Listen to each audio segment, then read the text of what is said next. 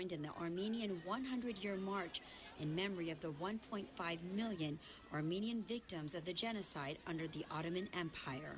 All human beings must pause to recognize what was done to all of us. And the dehumanizing that comes with denial means we all are a little less human when we cannot admit the history that has been made. The 6-mile march began in Little Armenia and then ended at the Turkish consulate in the Wilshire area. Joining hand in hand was Councilman Paul Krikorian, the first Armenian-American member of the city council. Earlier this morning, the corner of Western and Hollywood was designated Armenian Genocide Square. We're coming together as one city family to remember the lessons of the Armenian Genocide. As we march to the Turkish consulate demanding an end to 100 years of denial, the movement of our feet will reverberate across this city, across this nation, across the world. Marchers of all ages came out to show their support and send a message. My family was in the genocide, so I think for me personally, for all the other Armenians, for all the other survivors, it's time that Turkey confesses for what they did. I'm doing it for their memory because they survived, and as it says here, I'm alive because they survived. According to the U.S. Census data, Southern California has long been a hub for Armenians, with more than 200,000 people of Armenian descent living in Los Angeles County. I'm Rasha Goel for LA This Week. And a day before the march, during another city centennial commemoration event, LA City leaders took a bold stance in semantics. As Gil Reyes reports, their position differs from President Obama's.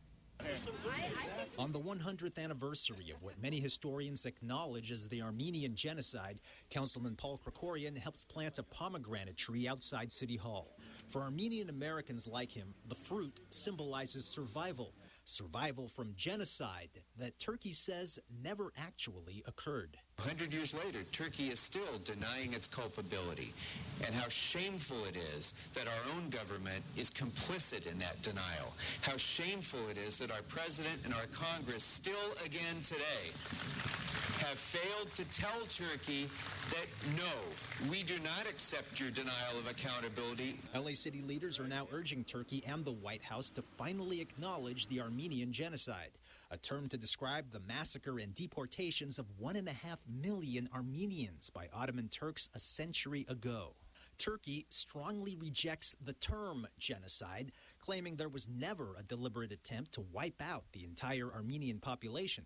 President Obama has also refrained from using the G word since entering the White House. The LA Times reports he's afraid of offending Turkey, a powerful ally in the Middle East. But here in Los Angeles, we haven't forgotten. We cannot forget. We'll never forget, because we know that denial is the final act of genocide. When we mince our words, we give truth to lies. We can't do that. Here in Los Angeles, we won't do that. This is the first of 100 pomegranate trees to be planted citywide to commemorate the centennial.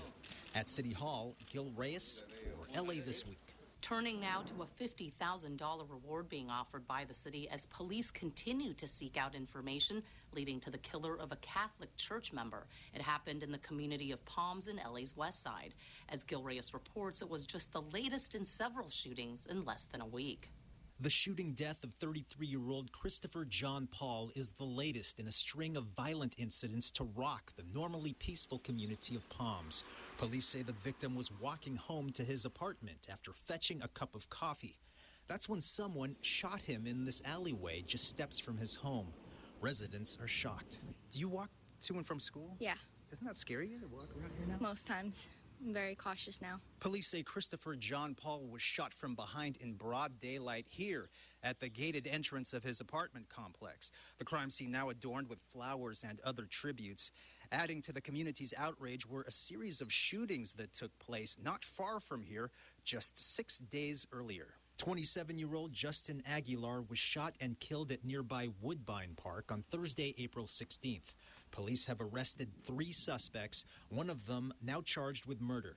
Minutes later, that same day, another shooting erupted at this Palms mini mall. 2 people were injured.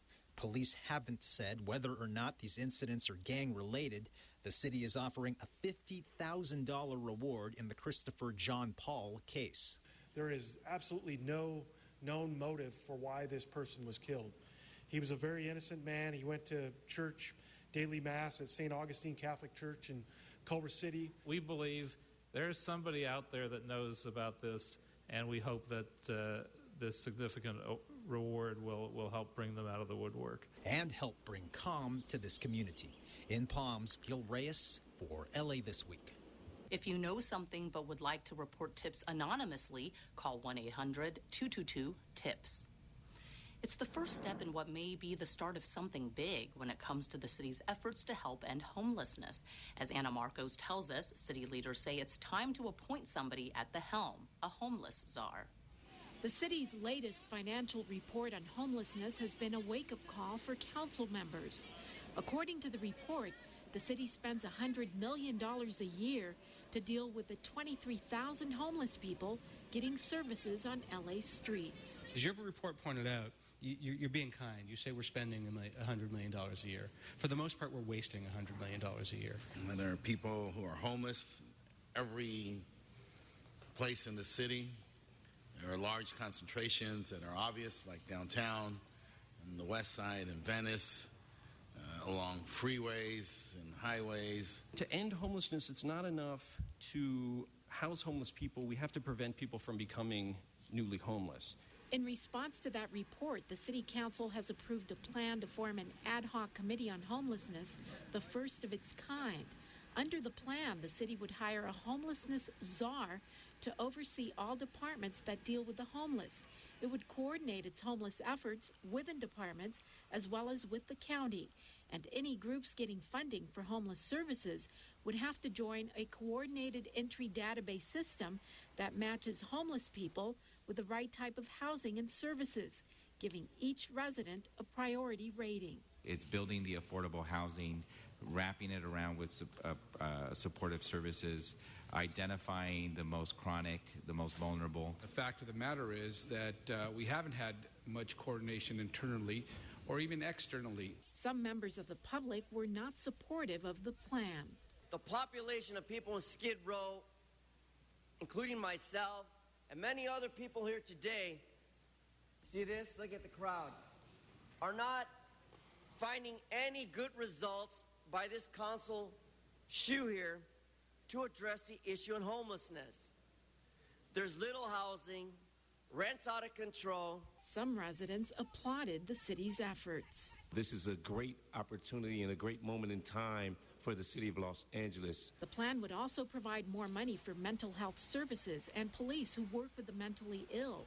And it would expand homeless services to areas outside of Skid Row, including the Operation Healthy Streets, a cleanup effort. In cities where similar plans have worked, supporters say, the formula is simple: housing, housing, and more housing. I'm Anna Marcos for LA This Week. City leaders say other cities which are making progress on homelessness include New York, Salt Lake City, San Francisco, Portland, and Seattle. Boarding up abandoned properties with plywood may soon be a thing of the past as LA City leaders take a look at a new, more community-friendly approach to blight. Yana Kay has more. I've asked Jordan to sling the hammer.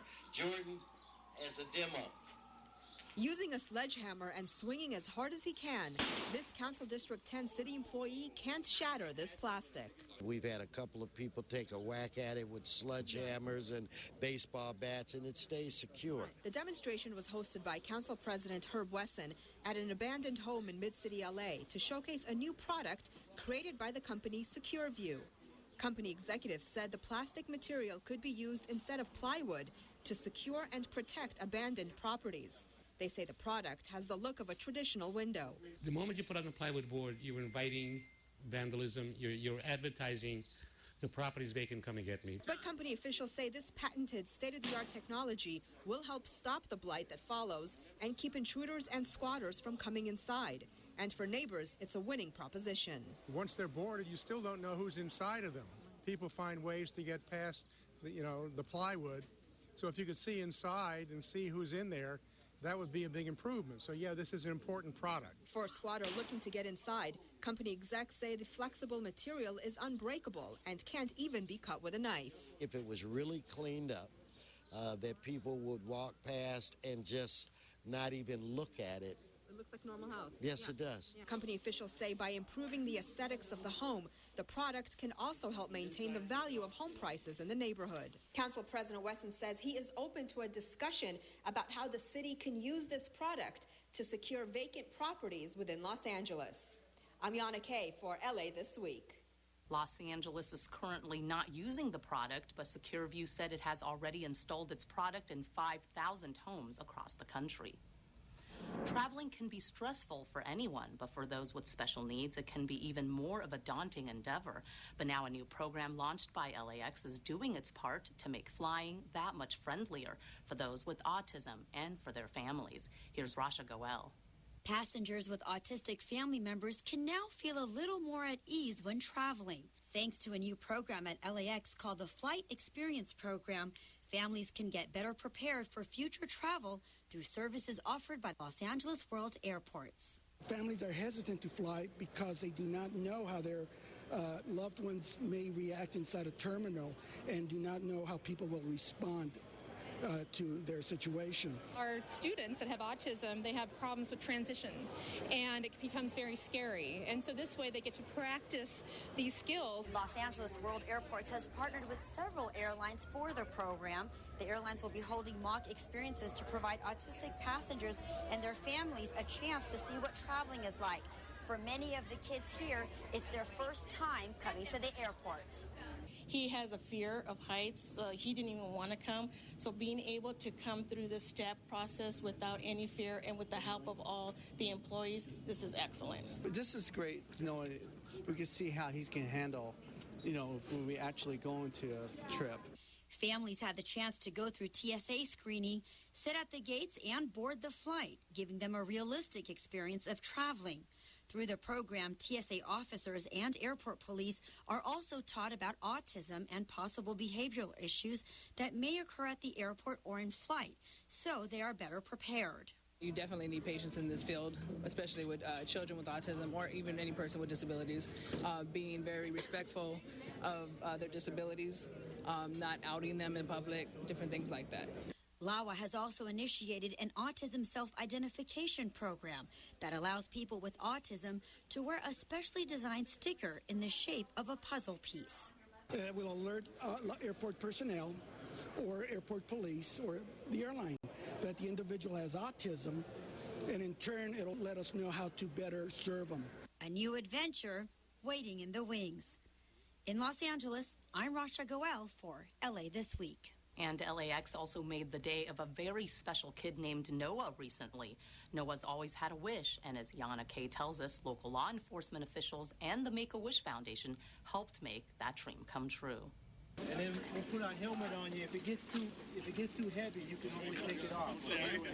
8-year-old Noah Cohen is being lathered with attention from Los Angeles firefighters. I look good. Noah, who was born with a rare condition and has endured 24 surgeries since birth, has always wanted to become a first responder in Los Angeles, a dream that was sparked by watching the show Emergency. And thanks to the Make-A-Wish Foundation, his dream became a reality. He's super excited. He loves anything related to emergency rescue. And so just to have them all together in one place is pretty incredible. The family flew in from Vermont earlier in the day and enjoyed a hero's welcome at LAX from the Los Angeles Airport Police, LA County Sheriff, and Los Angeles Police and Fire Departments. We're glad to have you here. And emergency personnel certainly pulled out all the stops to make sure Noah felt like a true member of the team. After riding shotgun in a fire truck, sheriff's deputies dressed Noah in one of their bulletproof vests and helmet. And he also checked out the inside of an armored vehicle. This is a fantastic dream come true for my son. The mission of the Make-A-Wish Foundation is to grant the wishes of children with life-threatening conditions and put a smile on their faces. And for little Noah, his smile was certainly well-deserved. I'm Yana Kay for LA This Week. LAPD officers are one step closer to using on-body cameras in the field. The former LAPD headquarters could become an official LA landmark, and other headlines in City Beat. The Board of Police Commissioners voted 3-1 to approve rules governing the use of wearable cameras for LAPD officers, such as when the cameras must be turned on, how long the recordings should last, and how the devices are to be maintained and inspected. The Los Angeles Police Protective League, the union representing LAPD officers, supports these policies, saying that video is beneficial in providing a reliable account of events, but should be used in conjunction with other evidence. Opponents say the policies do not address issues such as whether the footage will be released to the public or how the department will be able to use that footage. A special ceremony in honor of recently retired Metro CEO Art Leahy and his family. MTA and Mayor Eric Garcetti unveiled a plaque that dedicates Metro's Division III bus yard at Cypress Park in Leahy's name. The recognition commemorates the Leahy family's combined 125 years of service to Metro and its agencies. It's been a thrill to be at Metro. It's been the best 6 years of my career. We have done things no one else in the country has done. I know every single day when folks here show up to work, they will look up and say, an operator became the chief. And every single day, my work matters. Leahy began his transit career as a bus driver for the Southern California Rapid Transit District back in 1971. LAPD's former headquarters, Parker Center, could be designated as a historic and cultural landmark. In January, the city's Cultural Heritage Commission recommended that the 8-story tower and surrounding landscaping be given historical cultural status. This move coincides with the plan on the part of the city's Bureau of Engineering to demolish Parker Center and replace it with a bigger office tower. Conservationists say the building warrants landmark status because of its historic role in race relations and in the modernization of the policing profession. The LA City Council has until May 13th to grant historical status. LA City Attorney Mike Feuer's office has won a temporary restraining order to keep Wilmington medical marijuana dispensary called 420 Collective closed. Feuer says the business is operating illegally under the voter-approved Prop D. People who are really sick, who are suffering with cancer or other serious illnesses, ought to have access to medical marijuana to alleviate their pain. But there are too many dispensaries. They were too close together. They were too close to schools and sensitive sites. Feuer's office is also filing civil cases against 6 other Wilmington businesses clustered within a 6-block span of each other on Avalon Boulevard. It was casual Friday on a recent Wednesday in City Council chambers as council members donned comfortable jeans in support of Denim Day, a national campaign that is part of Sexual Assault Awareness Month. Folks are encouraged to wear jeans on Denim Day to stand up against sexual violence. And that's our This Week in Tweets. At LAPD HQ tweeted this photo of Denim Day founder Patricia Giggins, Mayor Eric Garcetti, and LAPD Chief Charlie Beck. Chief Beck also tweeted several snaps. One of them says, "Great event with Patty Giggins and @Guess." Councilman Mitch O'Farrell shared this Instagram photo via Twitter of many of his council colleagues in jeans. He wrote, "In Los Angeles, taking a stand against sexual violence." It's a sign of a well-used park, worn-out play equipment. And at One Valley Park, those aging playground structures are finally going into retirement. Devonshire Park in Mission Hills is well-loved by area residents.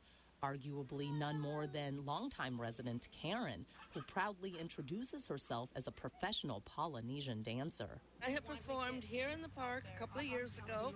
I do Polynesian dance. I'm 1/4 from the island of Hawaii. My husband and I like to come over for picnics and barbecues, and we've had 2 parties. But that means the well-utilized park and its kids' play area were due or overdue for some much-needed upgrades. I grew up not too far away from here. This was an area that we would come and play, and at the time, the brand new park was really exciting. But to be able to do what we're doing here, create a new accessible format for young people to play of all ages so that it's convenient to the community, that it's a place where you can have active and passive recreation, really is something that's very excited. Councilman Felipe Fuentes and the city's recreation and parks officials cut the ribbon on 2 new children's play areas designed for kids from 2 to 12 years old.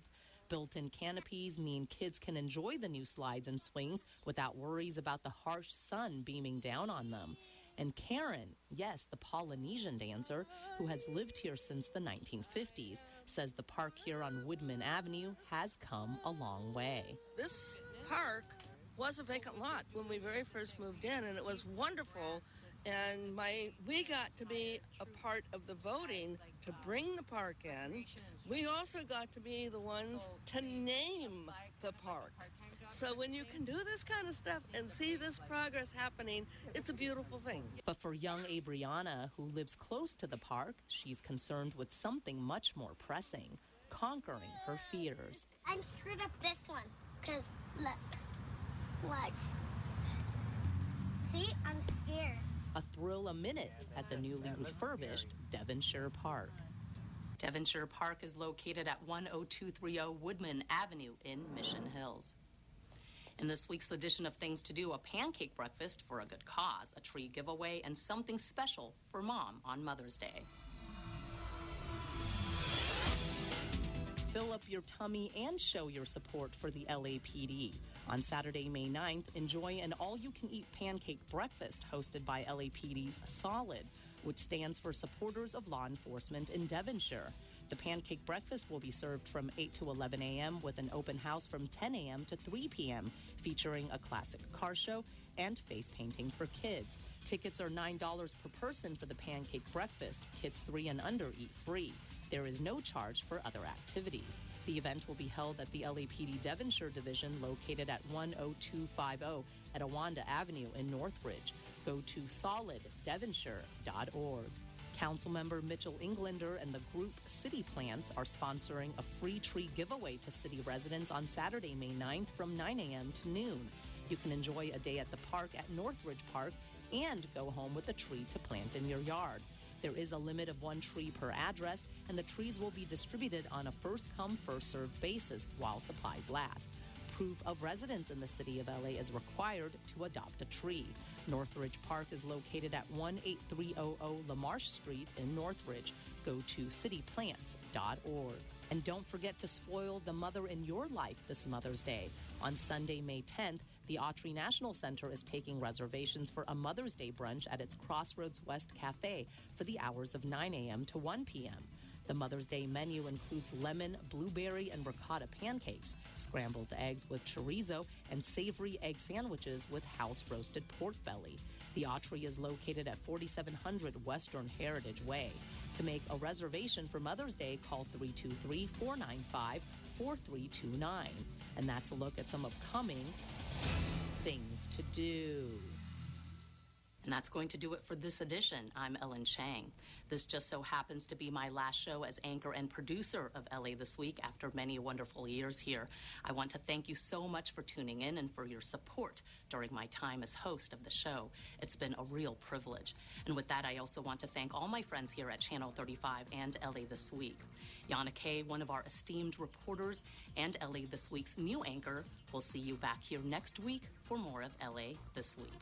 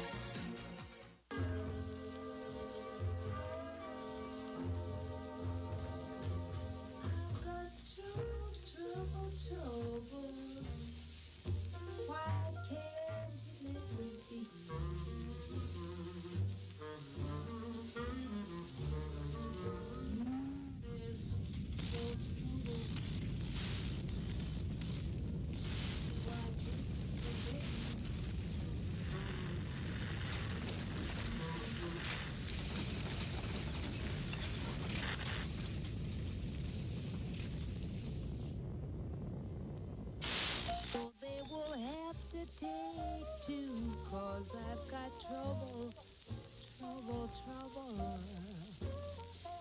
holding this man of mine. It seems there's always... Hola, soy Marisol, desde Canoga Park, la ciudad toda americana. Estás viendo LA City View, Canal 35, nuestra ciudad, nuestro canal.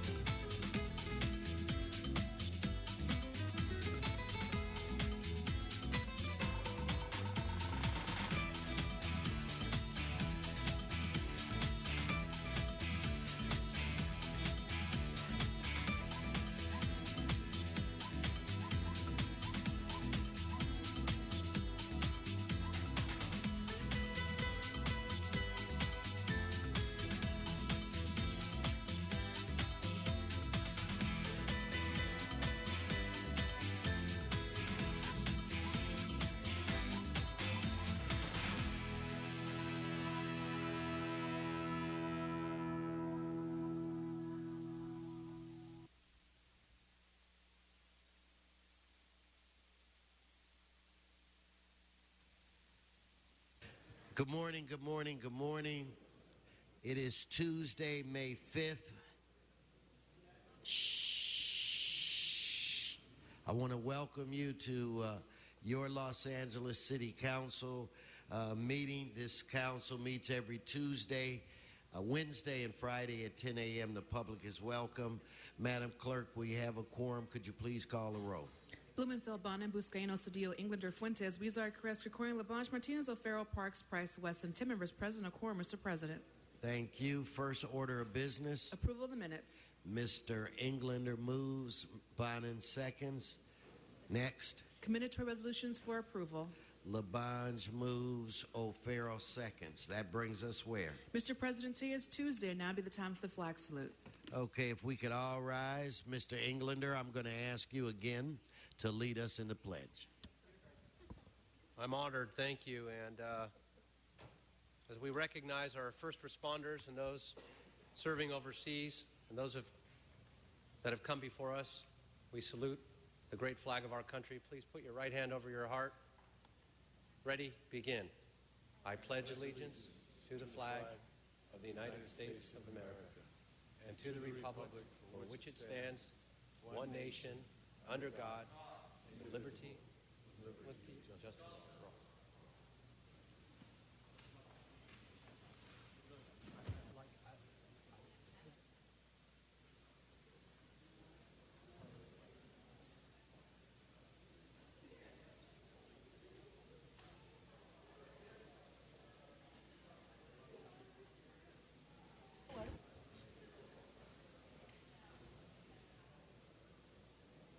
Okay, why don't we run through the agenda?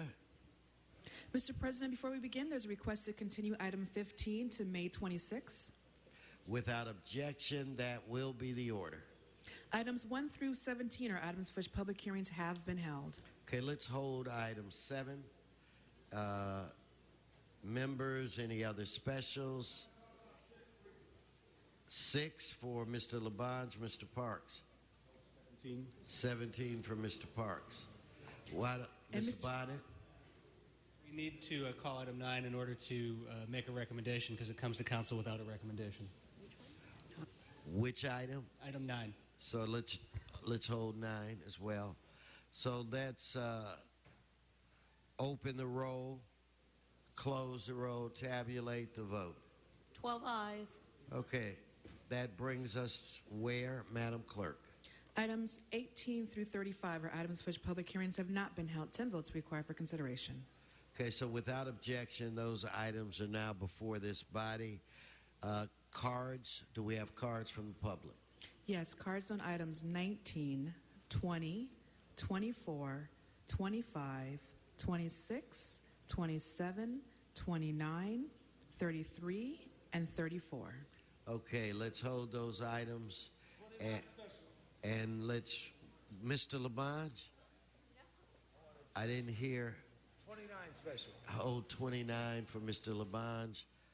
Let's prepare to vote on the remaining items. Let's open the roll, close the roll, tabulate the vote. 12 ayes. That brings us where? On the supplemental agenda, item 36, an item for which public hearings have not been held. 10 votes required for consideration. Okay, so again, without objection, that item is now before this body. Mr. Price. 23, forthwith. 23 or 21 through 23. Through 23, forthwith. Per Mr. Price. Please, thank you. And we're at item 36. You have cards? No cards. Okay, let's prepare to vote on this item. Let's open the roll, close the roll, tabulate the vote. 12 ayes. Okay. Mr. President, that brings council to general public comment or items called special or presentations.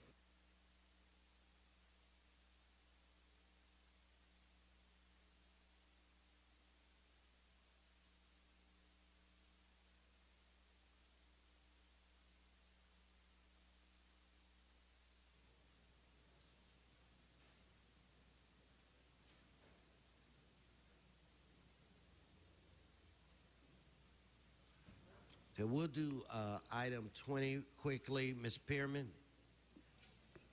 Donna Pearman? Item 20, if you're going to speak on it, come on.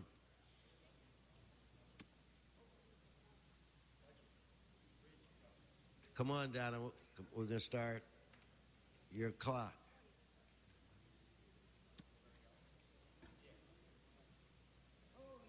Yes, Mr. Bonnet. While we're waiting, item 18 was a business improvement district in Palisades. If we could send that urgent forthwith so it can make it on the tax rolls. Without objection, Thank that'll be the order. Okay, Ms. Pearman.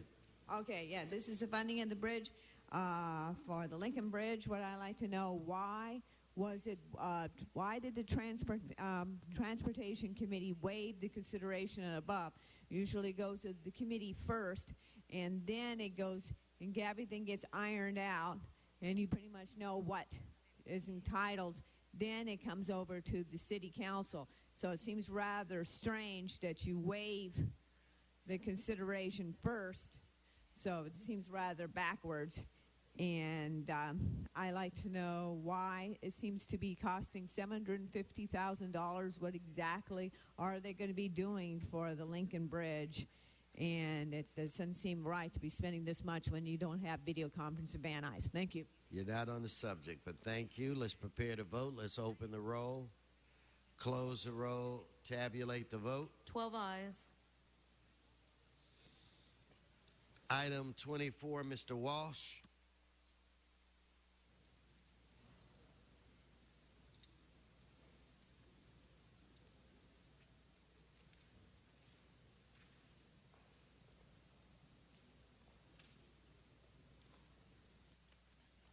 John Walsh, blogging at HollywoodHighlands.org or J. Walsh Confidential.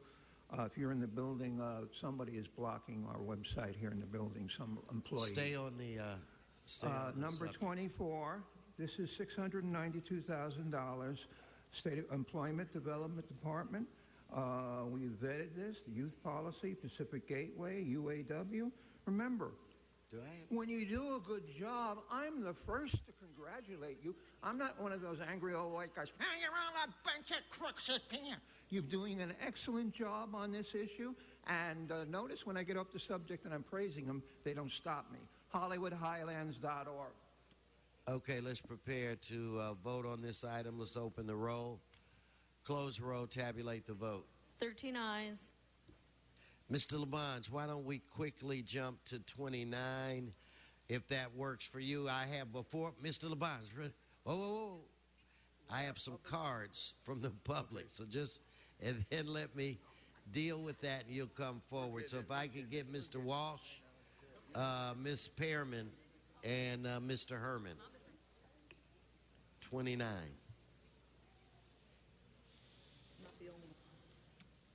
John Walsh, blogging at HollywoodHighlands.org, tweeting at Hollywood Dems. This concerns celebrating National Travel and Tourism Week. We say get rid of the money you spend on National Tourism Week and start cleaning up the city, which is filthy when the tourists show up. I want to give you reasons why tourism is terrible in L.A. First of all, Asian tourists are not welcome in this city. We have an Asian running for city council, and the entire city council, and all white Would you stay on the subject? Tourists. I want you not to come here because this city council is racist. Asian tourists. I want you not to come here because the city council is trying to stop someone with yellow skin. Now, you're off from the getting subject. What Thank do you, mean? Mr. It's Walsh. about No, you're tourism. off the subject, It's about Sergeants. tourism. Your Shut up. time's expired, Miss Pearman. And please do not disrupt this meeting again. And don't harass other people that are in the audience today. Ms. Pearman, on the subject. I'm only going to talk for a short time. Apparently, I don't believe this is a good place for tourism, and it's nice that you want to do this. But in the meantime, the public transportation is not good at all. They run sporadic wherever you go, especially in the San Fernando Valley, if you want to do tourism in the San Fernando Valley. So we really need to fix up some of this things because they're very confusing.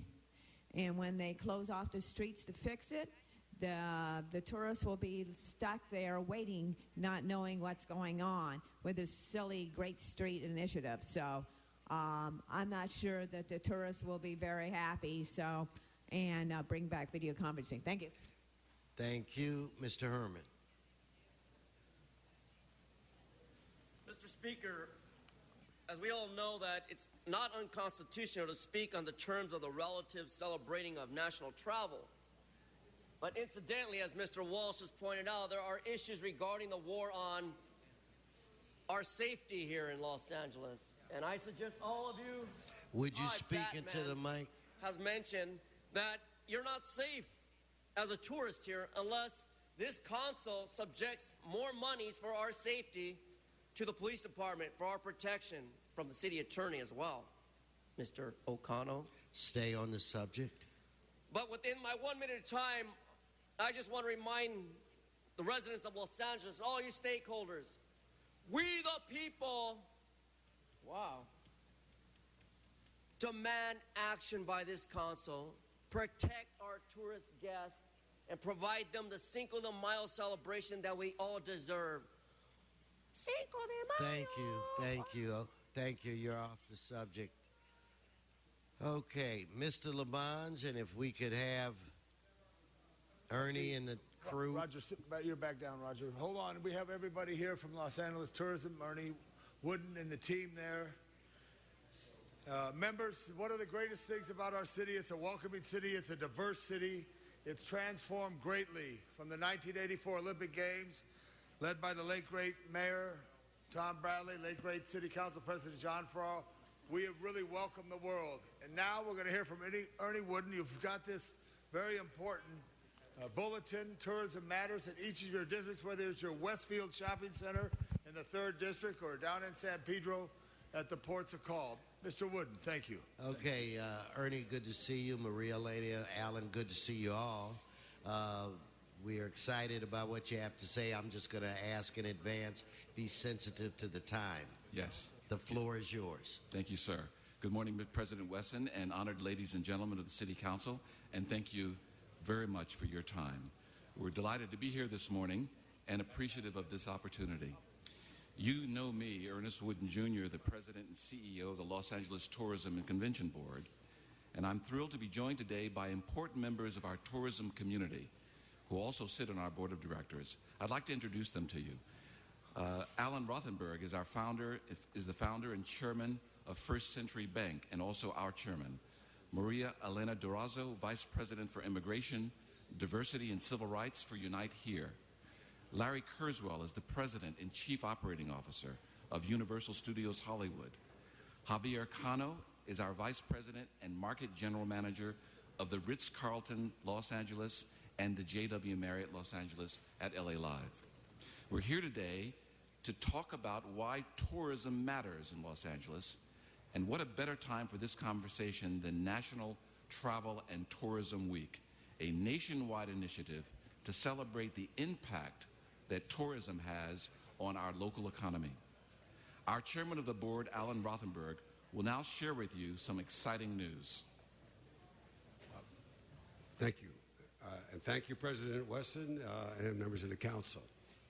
As you know, in January, we had a press conference with the mayor. It was attended by President Wesson and by council members Bonin and Buscaino, where we talked about the record-breaking year that we had in 2014 for tourism.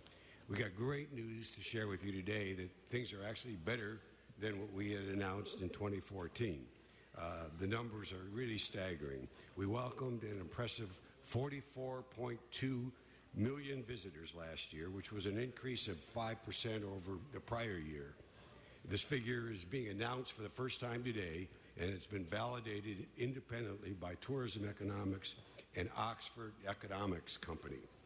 Those 44.2 million visitors directly spent a record $19.6 billion on our hotels, attractions, restaurants, shopping, and more.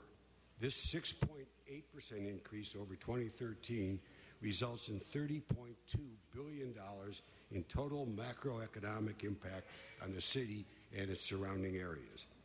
So as you can see, tourism does matter. It's continued to have a significant impact on our local economy year over year, and though the numbers are not in yet, the first quarter results at LAX are way up, so that would indicate that we're going to have even a better year this year. And now it's my pleasure to introduce somebody who needs no introduction to you, Maria Elena Durazo. Good morning. Good morning, President Wesson and members of the City Council. I'm here on behalf of the countless employees who are members of the tourism community, from hotel and restaurant workers, men and women, to our taxi operators, and many hundreds of thousands who benefit from tourism.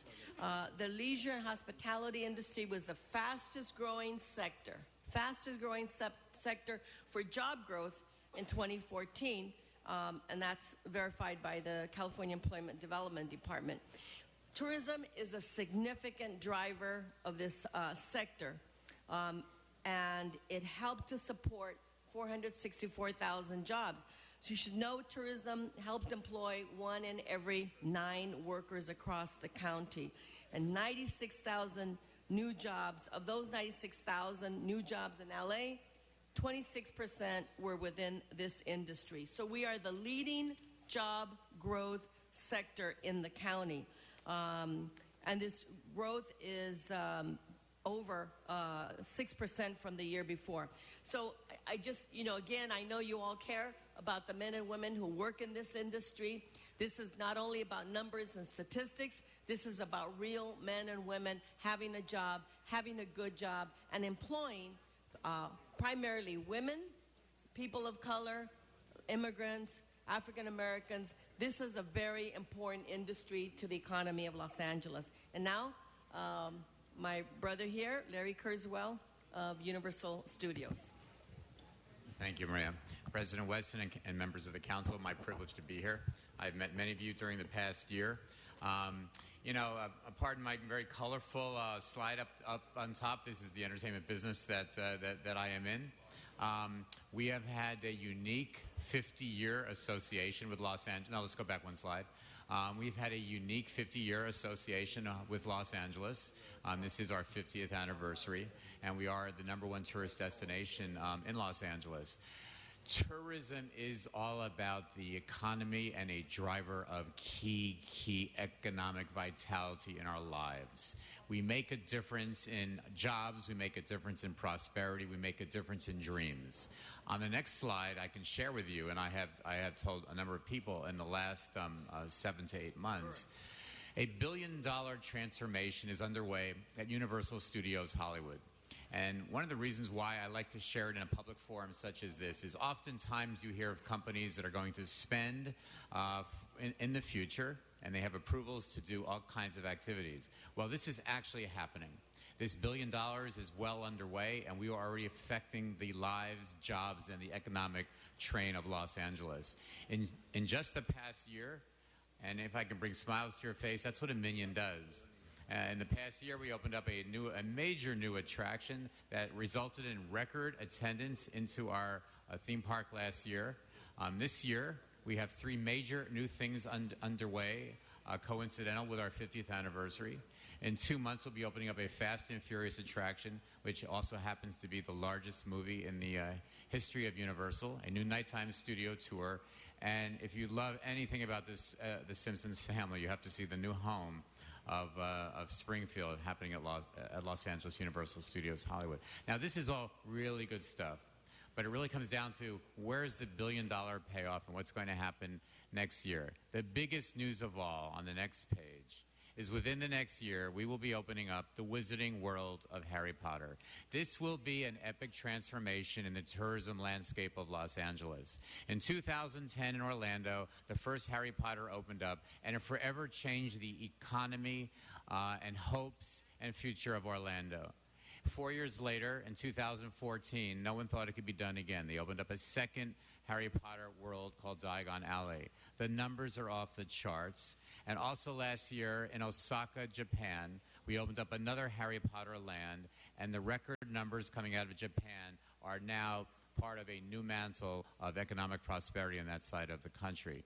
Coming to Los Angeles next year, the Wizarding World of Harry Potter will forever change the landscape of tourism here. And I'm proud to tell you we're on schedule, and you'll all be enjoying a butter beer in some time shortly, but affecting jobs, affecting taxes, and affecting the number of millions of people who come to Los Angeles. My last point, Ernie talks often about the 50 million number of people that we are on target to hit.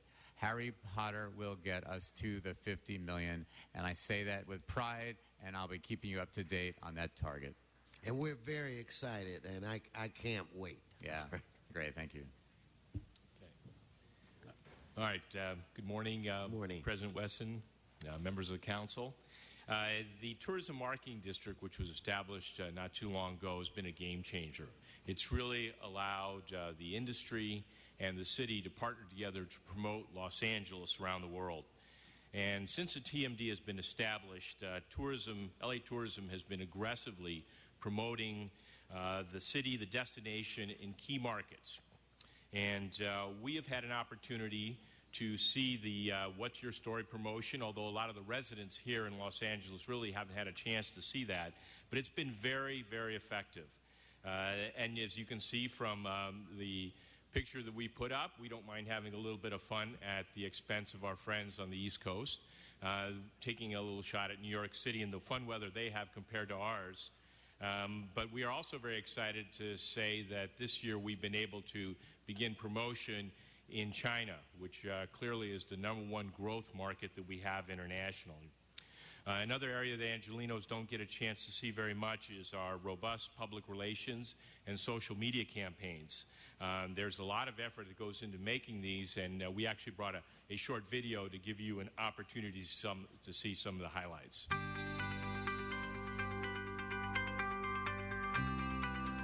Let's move out west to Venice Beach, California.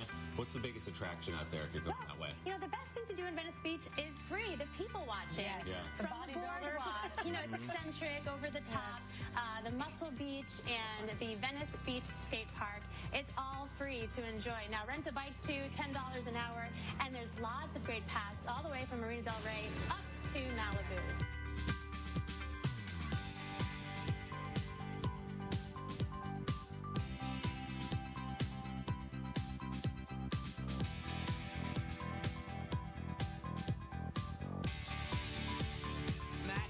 Hit the LA Zoo in hopes of capturing a vine-worthy moment. Here you go.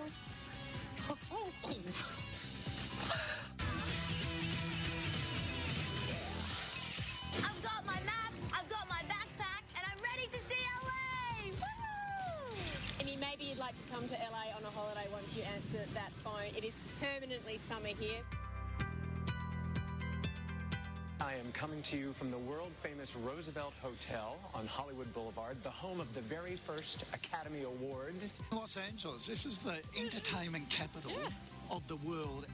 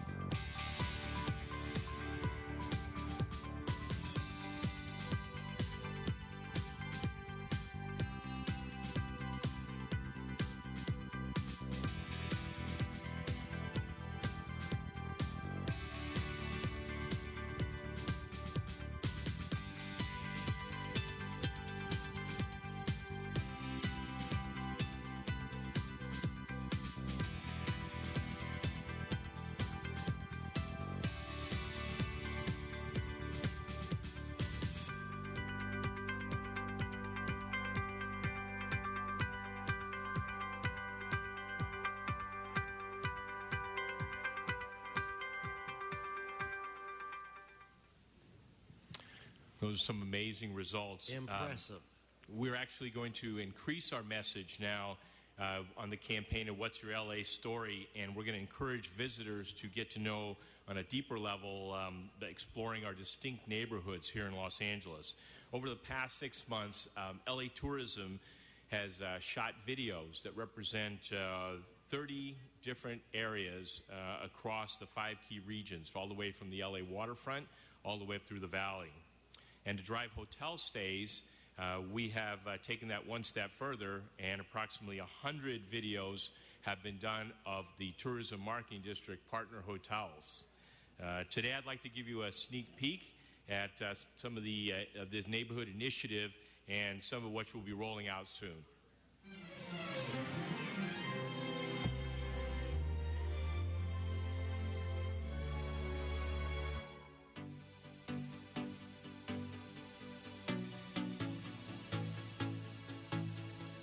Big, bold, and wonderfully eclectic, Los Angeles is a must-see for travelers from all over the world. Maybe it's the contagious energy our year-round perfect weather seems to inspire, the magic of the movies, or our appetite for all that's what's next.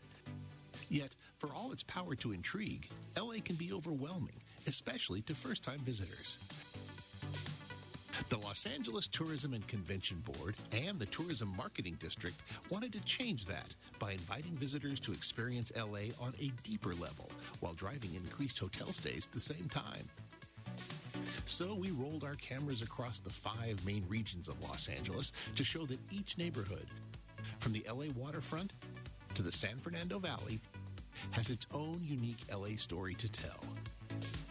We captured the locations, characteristics, and amenities of each neighborhood and produced 1 to 2 minute videos that contain the best of more than 30 locales. The videos reside on discoverlosangeles.com/neighborhoods and are promoted via digital display advertising, native content, social media, print media, out of home, and the Discover Los Angeles website. Click by click, visitors can discover that downtown LA consists of several distinct neighborhoods. They can plan to explore the Venice and greater LAX areas, uncover hotspots across the San Fernando Valley, experience Hollywood nightlife, West Side art and shopping, and find attractions and museums all over Los Angeles.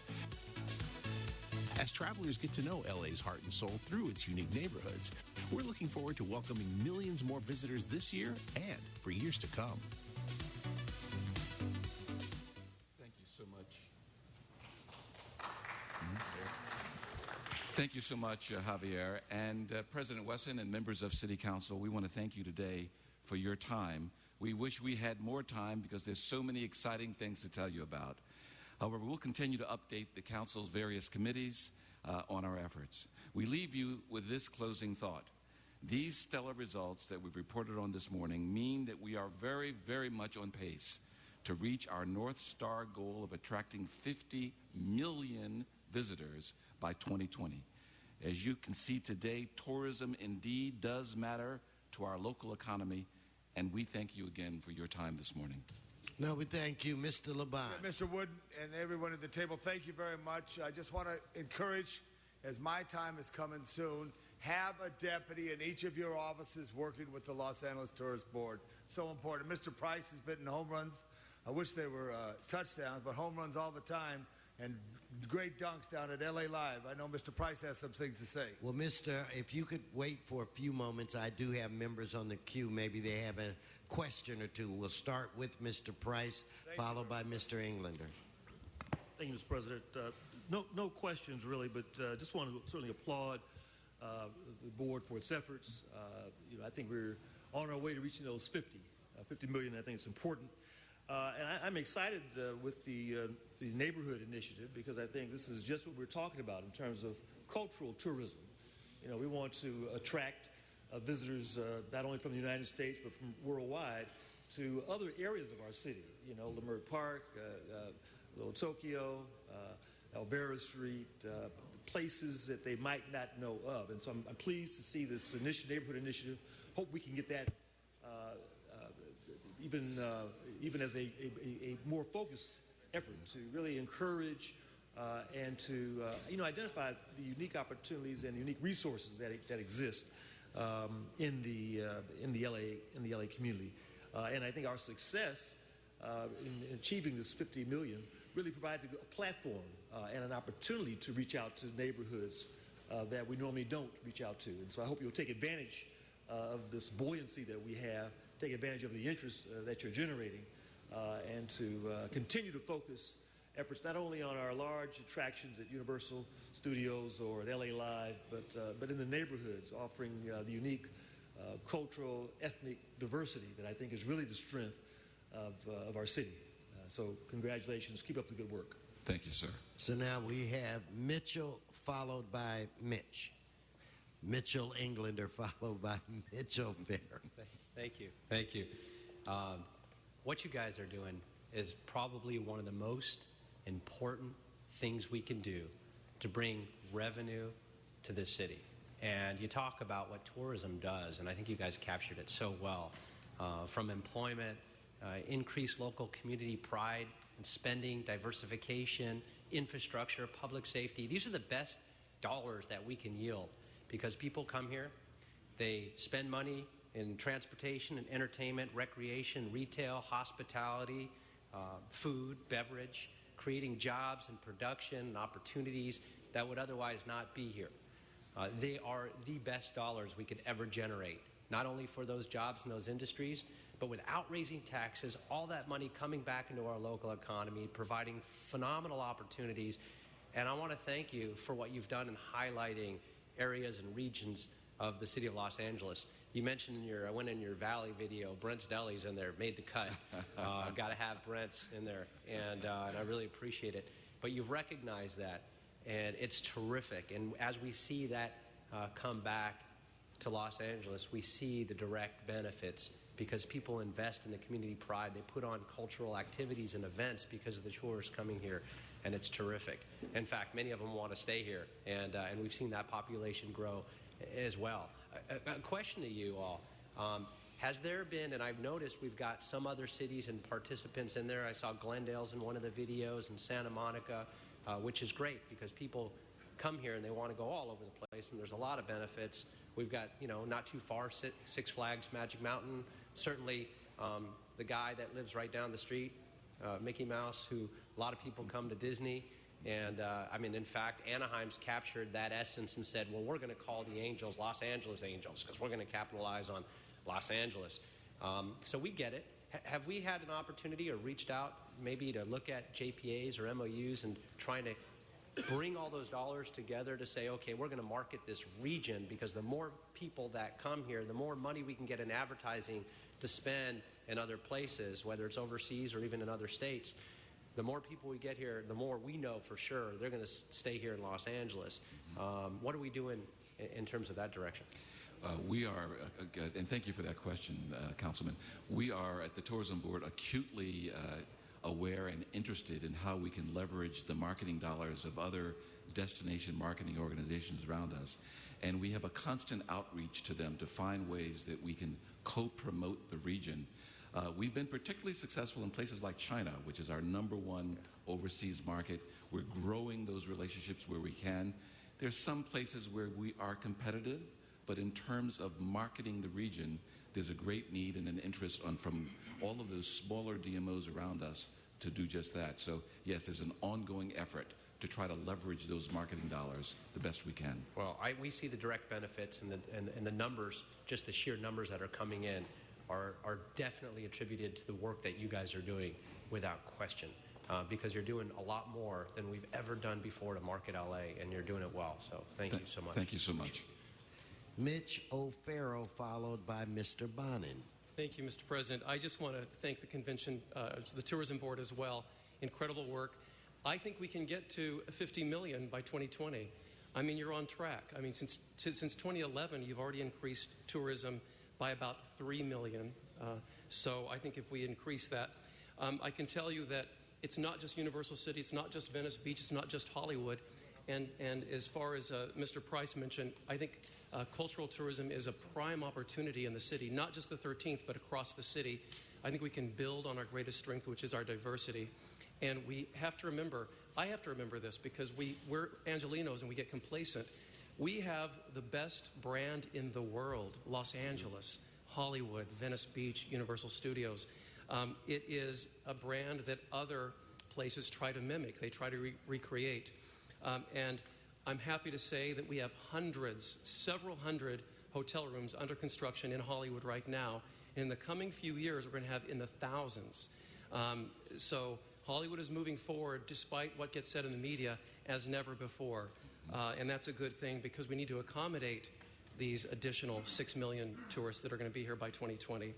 And with that, we're also working, my office is working very, very diligently on measures to improve the tourist experience in Hollywood. So it's incumbent upon all of us to participate, and we're pulling on the same rope here to increase tourism. So I just wanted to rise and say that. And I'm happy to work as one of the districts that sees a large percentage of the tourists coming in.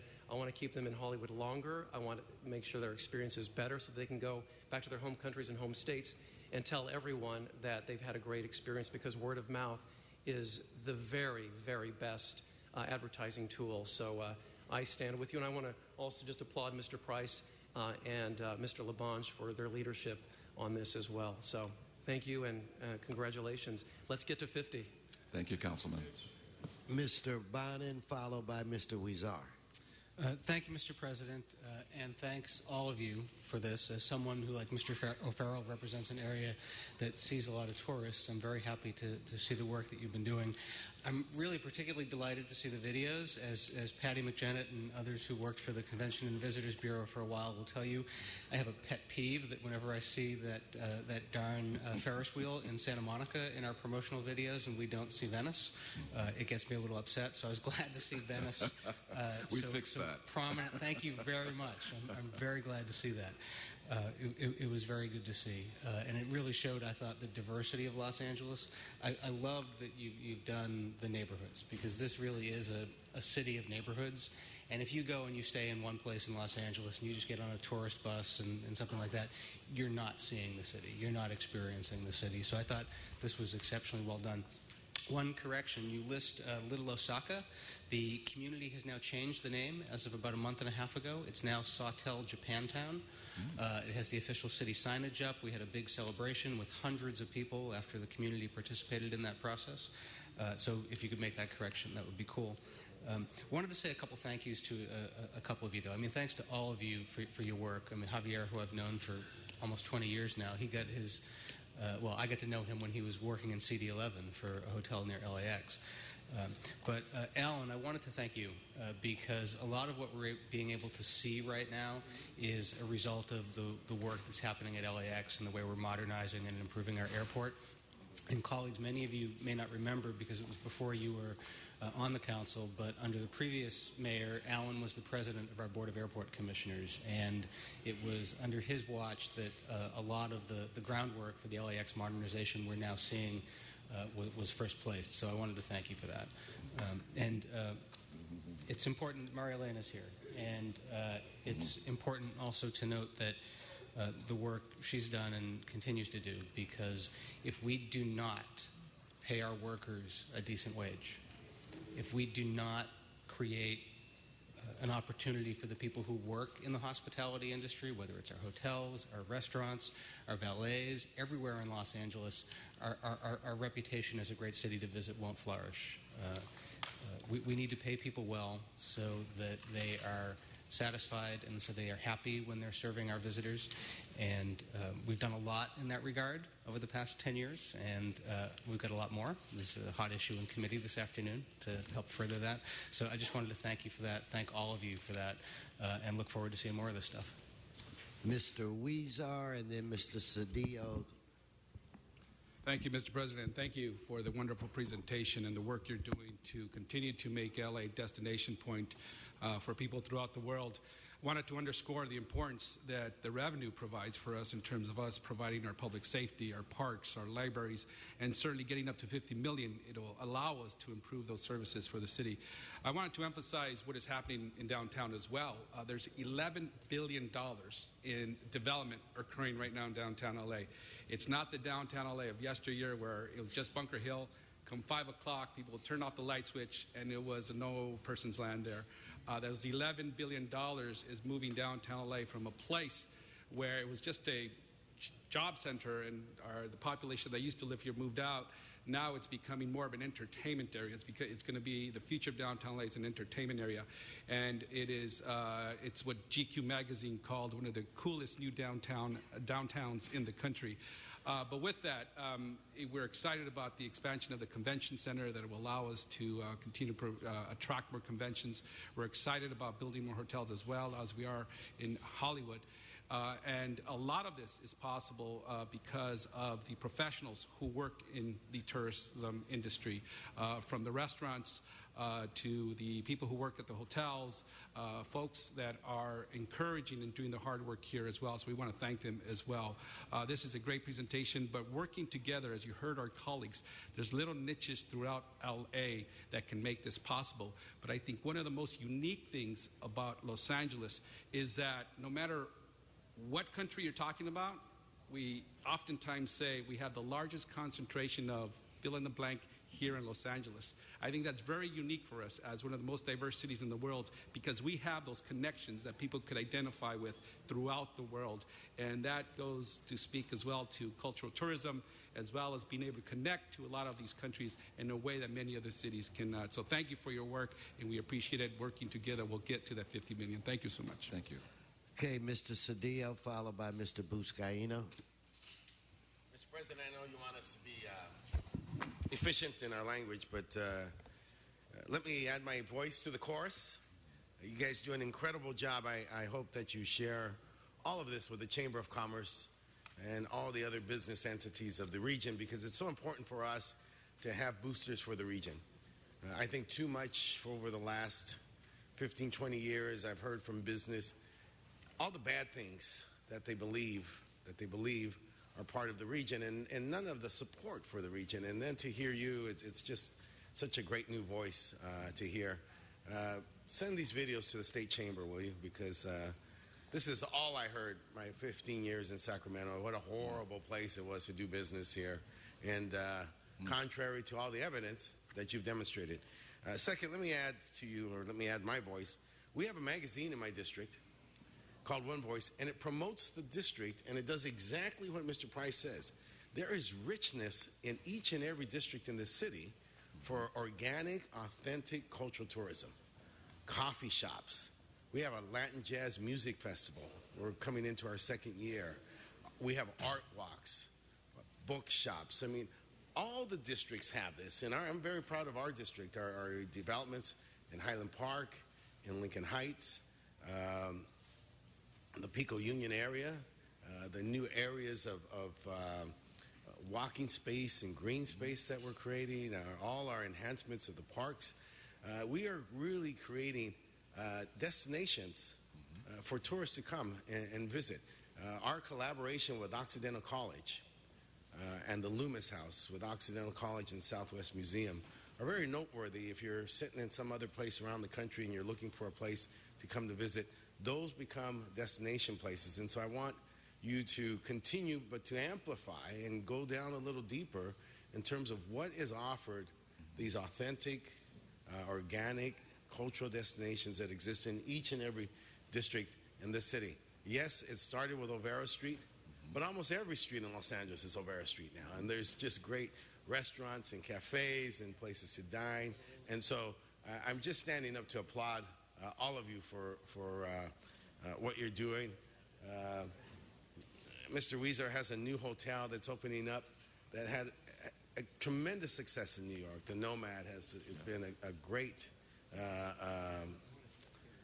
destination in New York, and now we're very excited to see that they're going to be here in Los Angeles. And then finally, as my colleague said, there is something, though, about a well-paid workforce. Because people are happy at work, they really demonstrate it in the service industry. There's probably no other place more so that you see it. And hospitality. Growing up in the city, knowing all our great places, our Cliftons and our kind of more working class dining, our Langers, all our great places that pay their workers well. You get that smile, you get that service. Felipe's, right? Philippe's and Felipe's. Serenata, Tepeyac, Tom's been to all of them. You know, if you're having dinner any night, Tom will pop his head in. You'll see him say hello. You know, but all those places are very important. And the point is that in that service industry, we really need to make sure that industry is one that we can be very proud of, pays its workers well, because that's where we get the quality of service that is essential to really one of our key pillars of our economy in the region. So, just again, I applaud you and thank you very much for all your work. Thank you, Councilman. Mr. Buscaino to close. Thank you, Mr. President. Well, Mr. Cedillo, we're trying, as all the streets are indicated, Alvera Street, we're trying to get a little Italy down at the harbor area. And one of those. You know, I want to offer my congratulations to my colleagues that have really embraced tourism, and to the tourism board who's continued to focus on different parts of the city, like Hollywood, Venice Beach, downtown Los Angeles. But yet again, the harbor area is ignored. And as much as we're focusing on neighborhoods, let me share a fact with you. 700,000 cruise passengers last year came through San Pedro and Wilmington. And you know what? We didn't see hardly any of them. In fact, had it not been for flight attendants filling our hotels today in San Pedro, these beds would be empty. So I'm calling on action. We're doing everything we can to promote our LA waterfront through the work with the Port of Los Angeles, the Economic Development Department, the mayor's office. But as a police officer, I've seen poverty. I've seen the despicable choices poverty puts on people. We have poverty issues in San Pedro and Wilmington. And in my years as a police officer working in downtown Los Angeles, in Hollywood, on the west side, I've seen what tourism can do to weed people out of poverty, to put people back to work, to help with our general fund dollars. So again, please, on behalf of the Wilmington and San Pedro residents, we urge action, and I need you to continue to put pressure both on the port, on the development community, on the mayor's office, and the state as well, because we're restricted by some state tidelands, and look forward to bringing some prosperity down to the waterline, the LA waterline. Thank you. Thank you, Mr. Buscaino, and I want to thank each and every one of you for that very positive report, and I can't wait to see you when I travel across the mountain bear. Anyway, thank you for your very positive report. Thank you. Madam Clerk, we'll note and file this item and move on to the next item. The next item will be item 7. And I just wanted to hold this for a minute so that I could say that in the district that I represent, it's a very park poor area. And within the district that I represent, we have Koreatown, which is even more park poor. I believe that there are other districts like this throughout the city, and what it takes to build parks and recreational centers is a different creativity. So what we have going today is a creative process where we're going to take a library, a parking lot, and kind of Welcome. My name is Brad Pomerantz, and it is my pleasure to join the Los Angeles City Council member for the 1st District for the River Report with Ed Reyes. Now, on this program, we will be discussing the rousing revitalization of the Los Angeles River with 2 students from Valley College, and later on we'll speak with 2 other students from that same institution. So stay tuned for the River Report.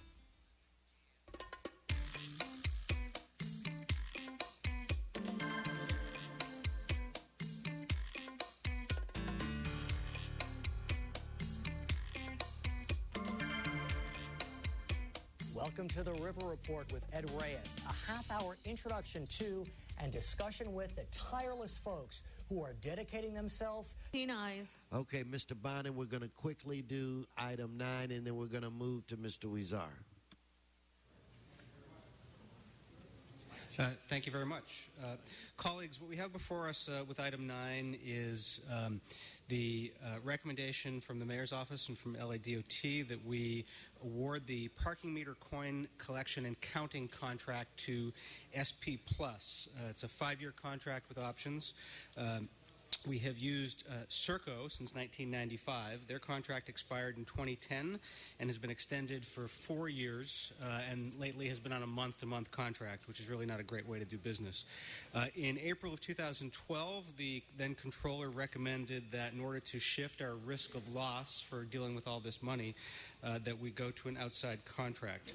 In September of 2012, DOT released an RFP, and we are now, about 2.5 years later, at the end of that process, and staff is recommending we award the contract to SP Plus. They based this on a best value analysis and determined that there was a significant gain in value to the City of Los Angeles by going with SP Plus. They said that the project stood out because of its use of technology that will allow LADOT to monitor collection performance, to obtain an exact count of the meters collected, to report back on any broken meters in real time. It's also important to note that while we are getting more money from parking meters over the past few years, we are actually getting a lot less of it from coins because people are using more credit cards, and we have the technology that enables that. The SP contract enables that trend continuing and allows us to pay them less if they actually collect fewer times. So I would like to move that we follow the LADOT recommendation and award the contract to SP Plus. Mr. Koretz was the second by Mr. Englander. Mr. Koretz? Not always, but pretty good. Thank you, Mr. Chair. I'm still struggling with this issue a little bit. I voted in favor of it in committee, but I pointed out that it was 51-49 vote in my own head. I wonder if we have staff that could speak to a couple questions.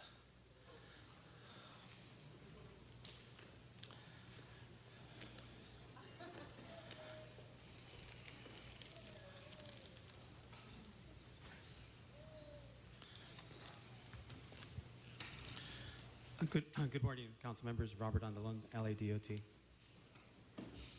Actually, I really have one question, but it's kind of multi-parted.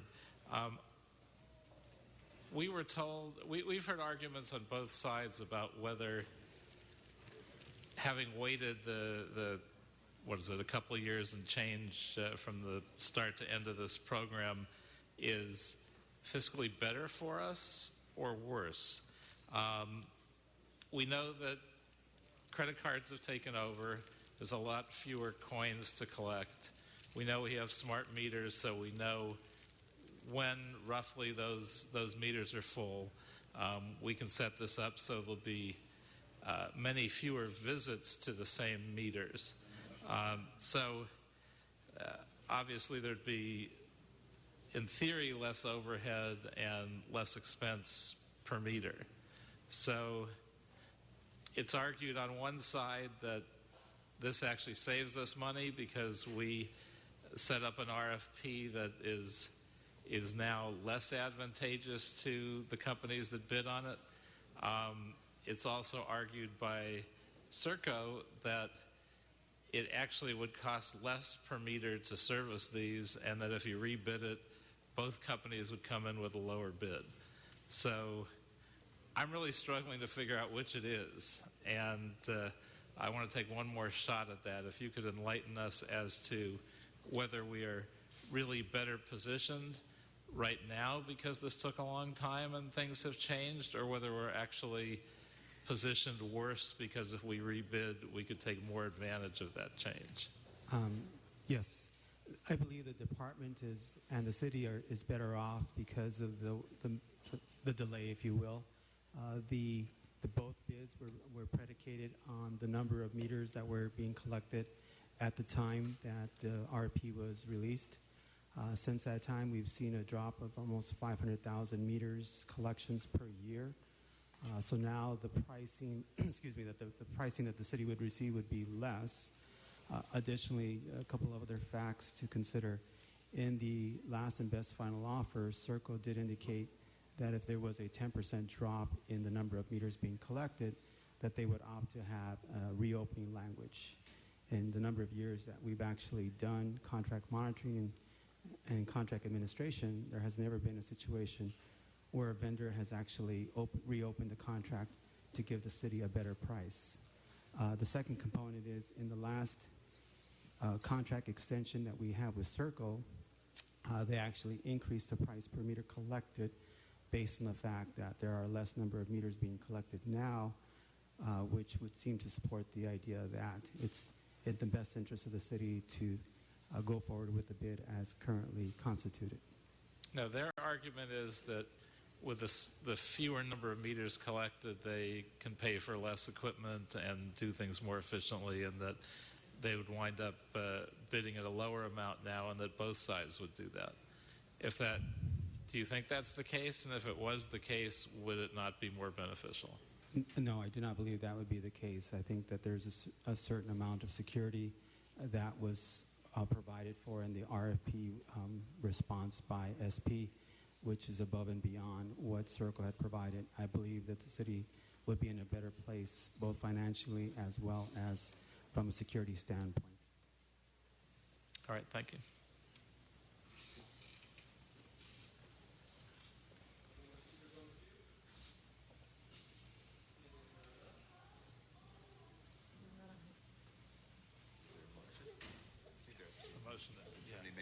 Seeing as there are no speakers on the queue, we will now do a roll call. Open the roll. Close the roll. Tabulate the votes. 15 ayes.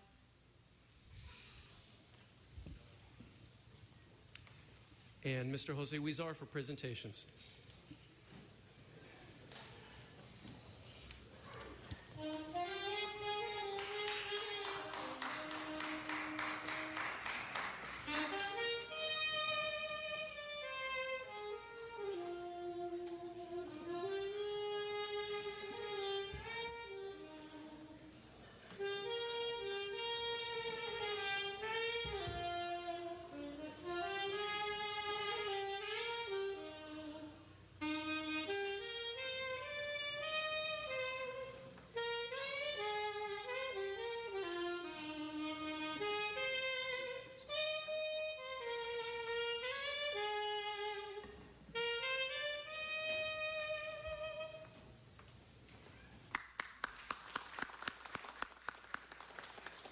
Thank you very much, Mr. President. And we just heard a song by Arturo Cid Orapina, a famous saxophonist from Tehuacan, Puebla, where wind instruments are very popular. And what he played was Que Chula es Puebla. Let's give him another round of applause.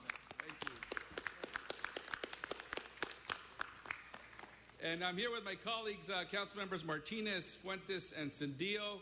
And it gives me great pleasure to present in Council chambers a resolution in honor of Cinco de Mayo and the Batalla de Puebla's 153rd anniversary. We were here on Friday where we presented the mayor of Puebla with a resolution to thank him for his hard work and his relationships he has developed with the city of LA. And today we are celebrating what is celebrated in Mexico and the United States as the famous battle that took place at the capital of Puebla when an ill-equipped Mexican army defeated the better armed and trained French army on May 5th, 1862, 153 years ago today. And the Battle of Puebla came to represent a symbol of Mexican unity and patriotism. And almost as quickly here in the United States, the battle became a cry to defend democracy and defeat slavery in Mexico and the United States, which was, as our good friend who couldn't be here today, Dr. David Hayes Bautistas, has shown in his research, Mexicans and Mexican Americans celebrating Cinco de Mayo together to defeat a common enemy. The holiday later took hold as a good neighborhood gesture between the United States and Mexico in the 1950s, and then as a symbol of overcoming adversity in the 1960s and 70s among Chicanos fighting for civil rights here in the United States. And today, Cinco de Mayo has become like a St. Patrick's Day, where everybody gets to be Mexican for a day and has a good time. But thanks to Dr. Hayes Bautista's research, we see beyond that and can pay tribute to this important period in our history on both sides of the border. Someone who is a huge supporter of preserving our Mexican history and culture is our very own Mexican General Counsel, Carlos Sada. And thank you, sir, for being here. He will speak in just a moment. We also have Ricardo Herrera, who is the director of Mi Casa es Puebla, which just opened last year. Bienvenido. ¿Dónde está? Estaba tomando fotos el otro vez. Gracias, bienvenido. Also here, as they are every year, we have UPEX, the Unión de Poblanos en el Exterior, who are doing great work advocating for Poblanos here in Los Angeles. And today we are also joined by friends visiting us from Puebla, and I want to thank them for taking the trip up to celebrate Cinco de Mayo here in the city of Los Angeles. I'm honored, of course, to have my colleagues, and I want to invite up to the microphone Nuri Martinez, who will also say a few words. Thank you very much. Thank you, Councilmember Huizar. Today we recognize Cinco de Mayo as a salute to overcoming great obstacles and an inspiration for many generations.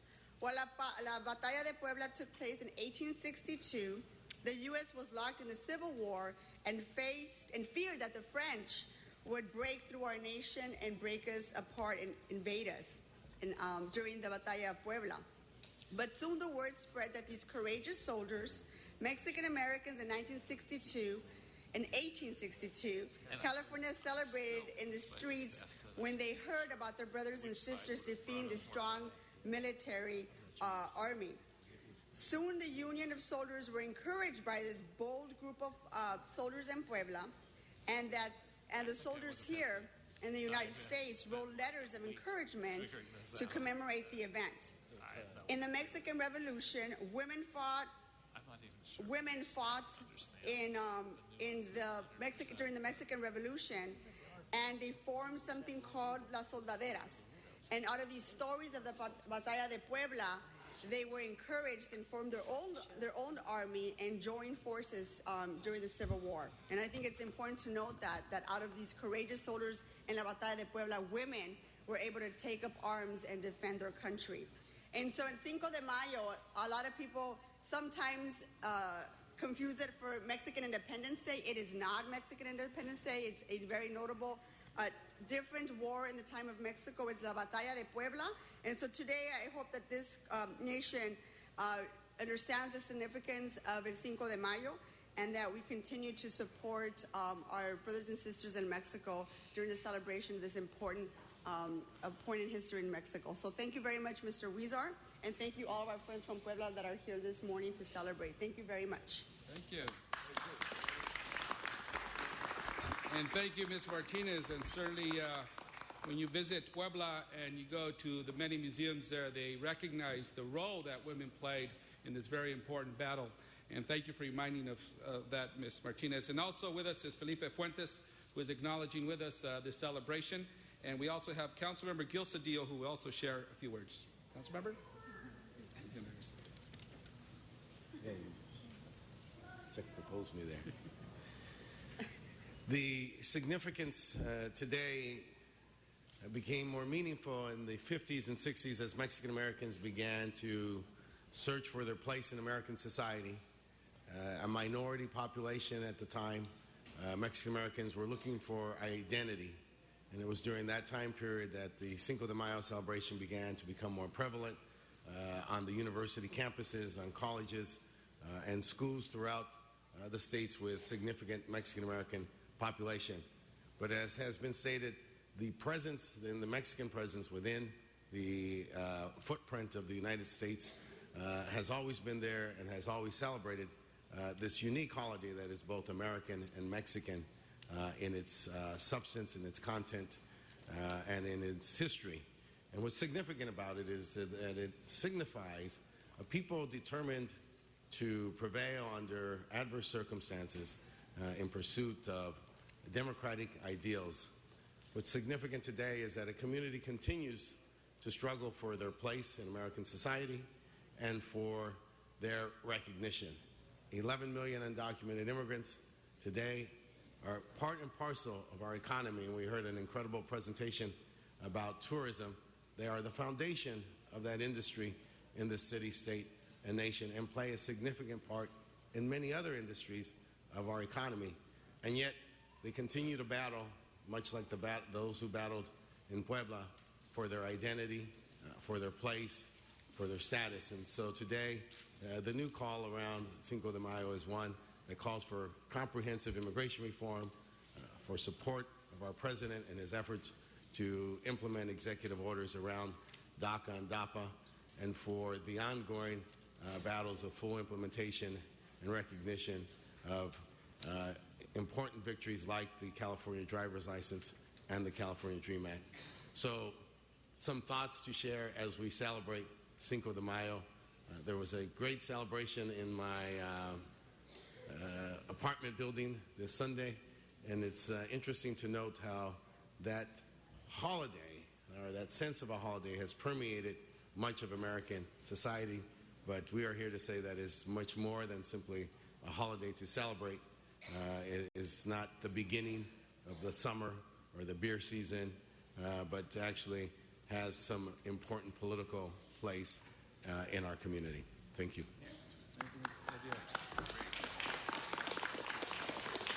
Thank you, Mr. Cedillo. I also want to acknowledge the China Poblana outfit who's here with us today.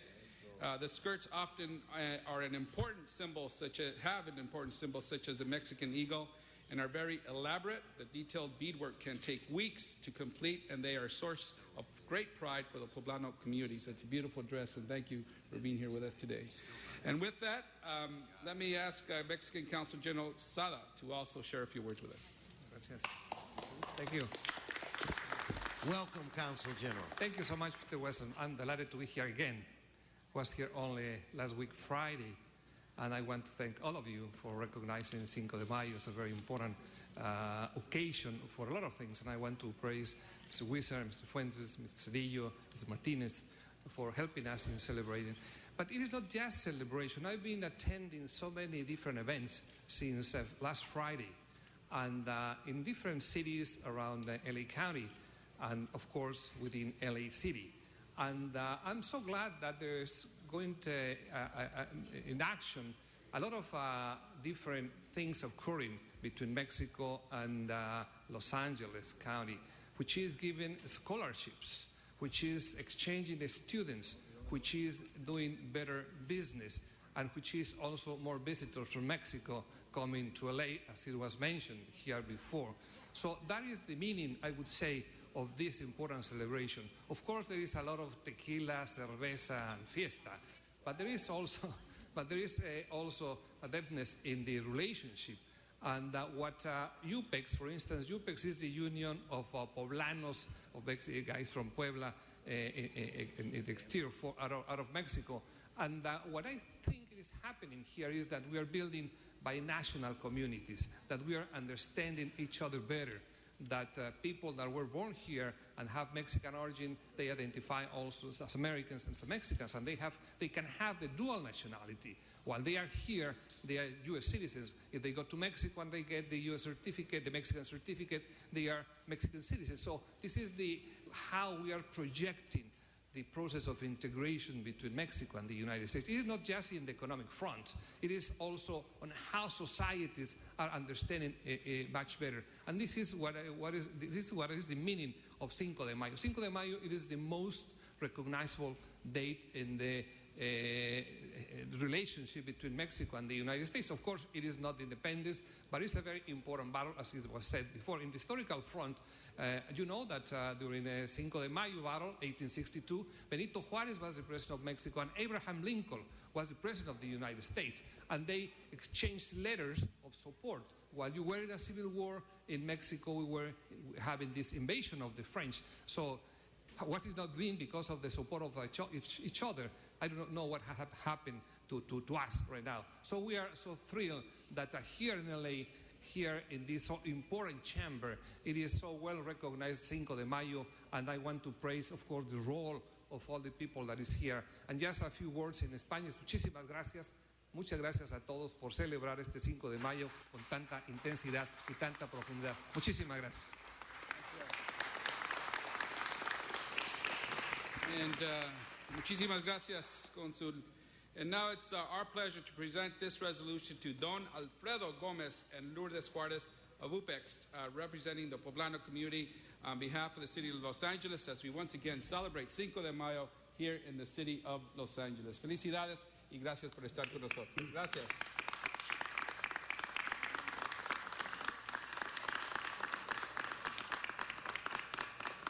I also want to mention that later today there will be some traditional Poblano candy delivered to each council member's office. And as you see here on your desk, there is a small flower arrangement with 2 coins, one with President Lincoln and Juarez shaking hands, and the other of General Zaragoza, who led the Mexican army. And we had festivities on Sunday at El Pueblo, and tonight there will be a screening of the movie Cinco de Mayo, La Batalla de Pueblo at Mi Casa es Puebla. And on Thursday at the Mexican Consulate, there will be an event on the meaning of Cinco de Mayo by Dr. David Hayes Bautista and a photo exhibit by 16-year-old Sebastián Rojo Fernández, who is here today also from Tehuacán, Puebla. Que viva la Batalla de Puebla y que viva México y que viva los Estados Unidos. Thank you very much.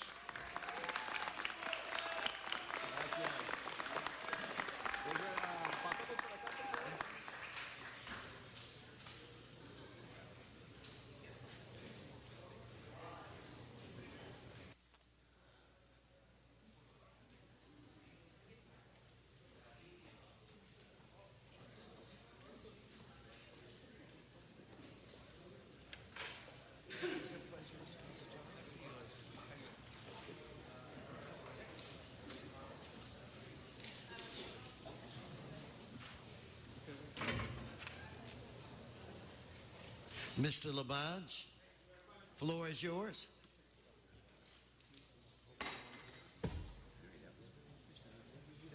Mr. President, this is a special day for our guest here, Roger Howard, but it's a kind of a typical day down here in the council chambers. You may not recognize Roger, who's so dressed up so nicely this morning, and his beautiful family is here. Roger used to stand on either side of the president of the city council.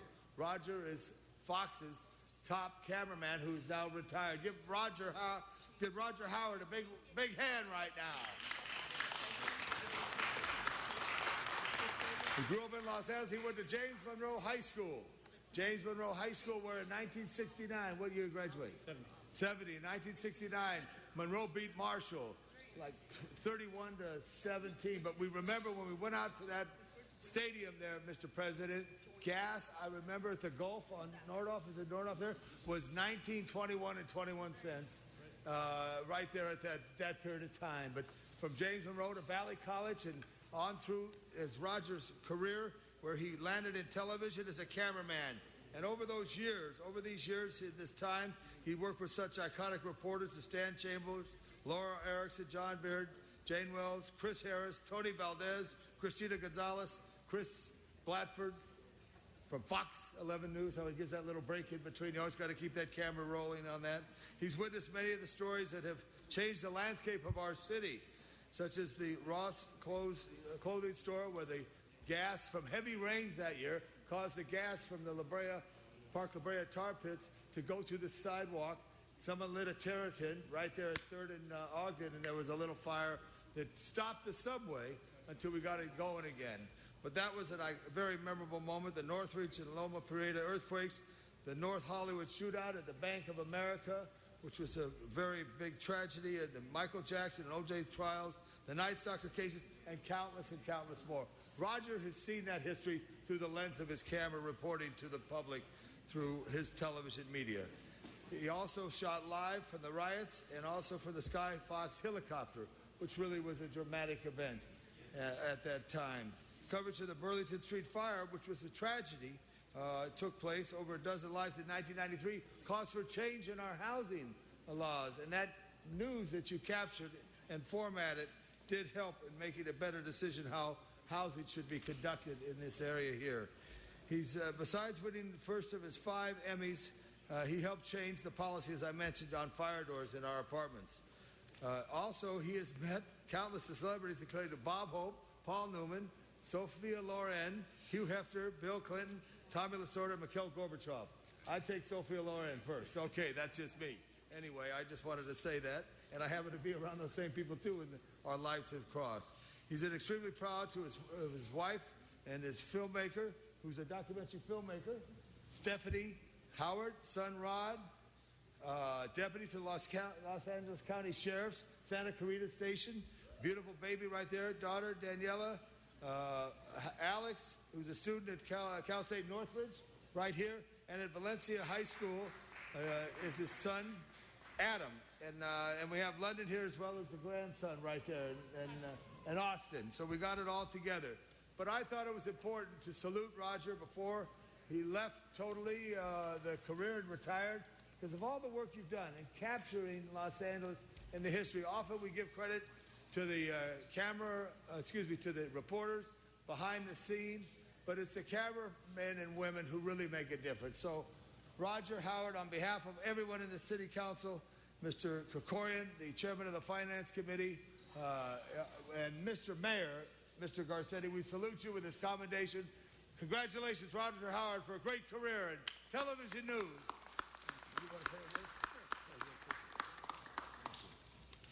Thank you, Councilman LaBonge, City Council members. Let's keep right in. As some of you know, I've been coming here to City Hall for close to 3 decades. Yikes. But I never had the honor of standing behind the podium before. Normally, I would be perched up in the corner there with my camera, trying to stay awake and reading your computer screens over your shoulder, so be careful. As a cameraman, my job, in part, was to help people look their best, keep them in focus. And whether that be a politician or a reporter, and trust me, it wasn't always easy. I mean, think about it. I worked with Rod Bernson and John Schwada, so right, that's right. There's that. This is Pez. Everybody remember Pez? Dennis Miller once observed that television news is like Pez. Tiny, sweet, non-nutritious bits spit out by smiling plastic heads. It's pretty hard to argue with that. So my job pretty much was to try to keep the Pez dispenser full. Anyway, it's great to see you all again, and thank you for this great honor. Oh, good, Roger. Roger Howard, give him a big hand. Thank you, Roger. Good job.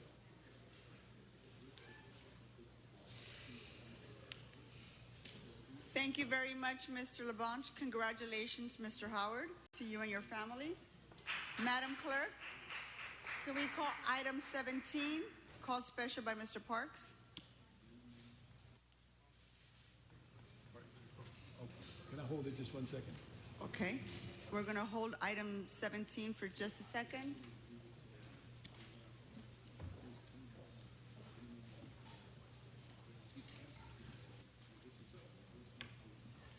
Madam Clerk, can we go to item 19? Okay, item 19, call special for cards. First speaker, Donna Perlman, item 19.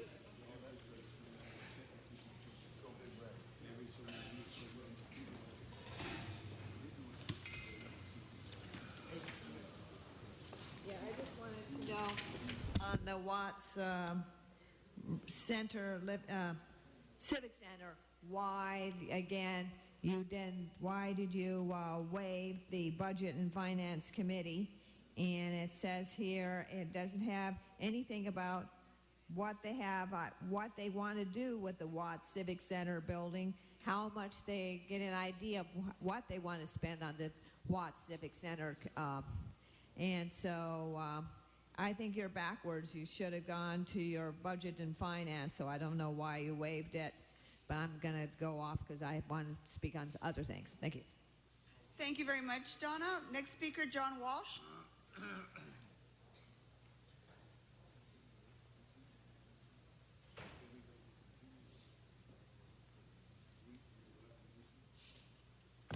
John Walsh at HollywoodHighlands.org or J. Walsh Confidential, tweeting at Hollywood Dems. 100% in favor of this. I go down to the Watt Civic Center. I used to teach down in South Central. Hope that term doesn't offend anybody. Watt Civic Center buildings have been allowed for many, many years to fall apart because they're not west of La Brea where the white people live. And I'm talking to an all-white jury here. And so we're 100% in favor of this. Whatever it costs, we need it. And it is very, very important that the Watt Civic Center buildings, this should be a priority. And I can tell you, if it was in a Jewish neighborhood, it would be a priority. I'm a Jew, incidentally. West of La Brea gets the money, and South Central, SOLA, gets nothing. HollywoodHighlands.org. Madam Clerk, there are no more cards on item 19. Can we open the roll? Close the roll. Tabulate the vote. 15 ayes. Next item, item 25. Item 25 calls for cards. First speaker, Mr. Herman.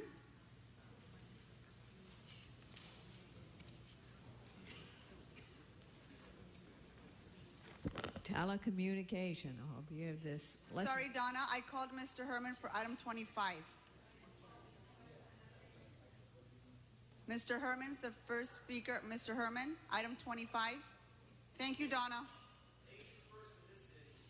Mr. Herman, I called you. Are you? Madam Speaker, I get silent as bad, and I'm going to hold my time within this 1 minute. Please stick to the I will stick to the topic of conversation considering motion of Bloomfield and Bonin relative to the funding for a citywide broadband solution and other telecommunication issues. So the lady is right. Why can't the Valley and Van Nuys have telecommunications between the broadcasting of their meetings on a regular basis? Up to time, up to date, today, now, Madam Speaker. You live in the Valley. You should know better that the public demands action to communicate. And you go against the American Disability Act because you don't want to provide provisions of monies to accommodate people with disabilities to participate and fully engage in service and programs and Madam activities. President, he is not talking about this item. Mr. Herman, you've been warned once. I hold my time to 1 minute. Love you. Next speaker, Donna Perlman. Freak.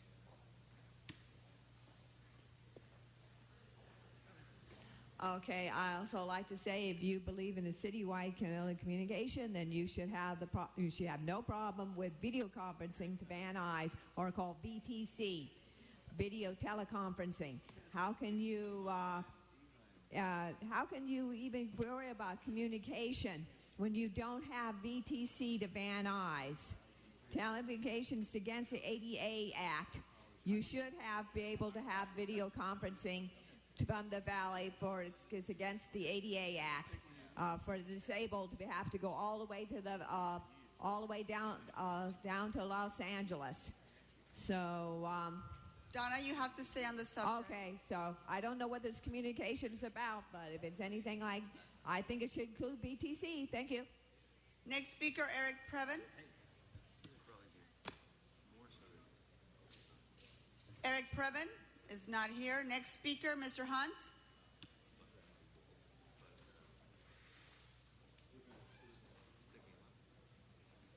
Well, golly gee, I think this be broadcasting all across America. Broadband should be broadcasted all across America. I think the KKK, those niggers, and those Jews should be broadcasted all across America on broadband. Thank you. There are no more cards for item 25. Madam Clerk, can you open the roll? Close the roll. Tabulate the vote. 15 ayes. Next item, Madam Speaker, Madam Clerk, item 26. Item 26 calls for cards. First speaker, Mr. Walsh, on item 26.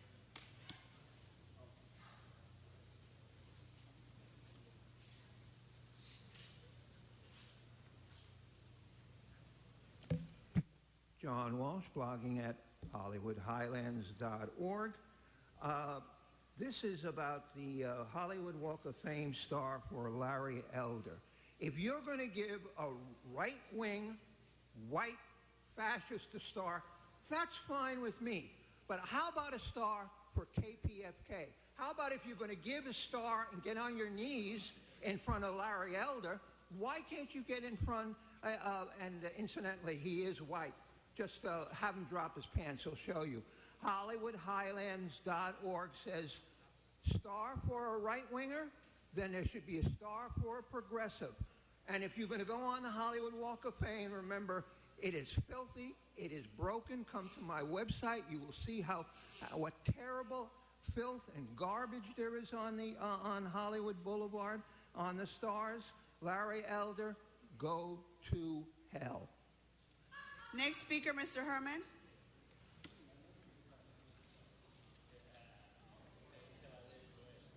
Madam Speaker, for the record, I did sign up as Encino man from Encino in regards to Mr. Spindler, who had a very Your time rough has day. started, Mr. That's fine. I'm going to carry this on for 1 minute because, as Mr. Walsh pointed out, the right-winger, dinger, pinger, Larry Elder has always been a good reporter on his subjects of matter of material.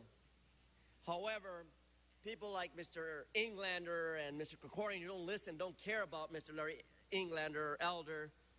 Larry Elder, for the record.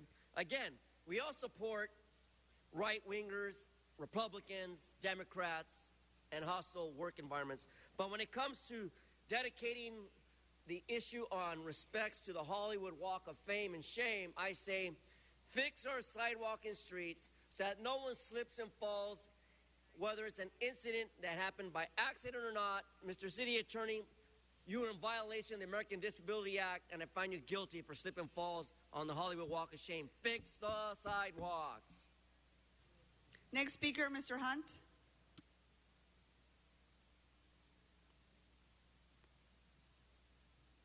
God damn it, I love that goddamn Larry Elders. I'm going to wear my KKK thing to his thing.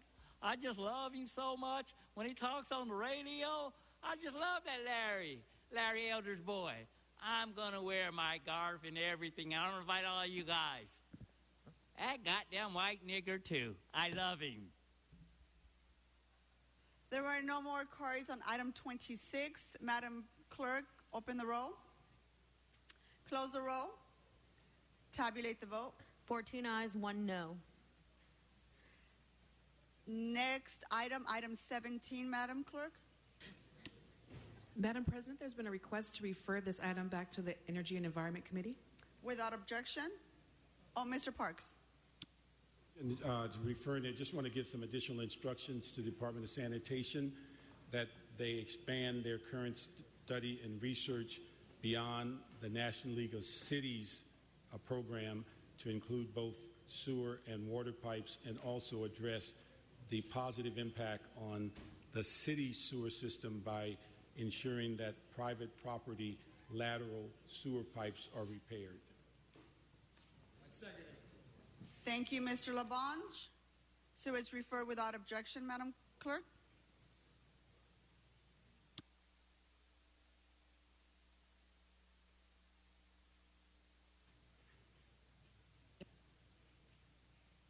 Are we good, Madam Clerk? Okay. So let's move on to the next item. Item 27.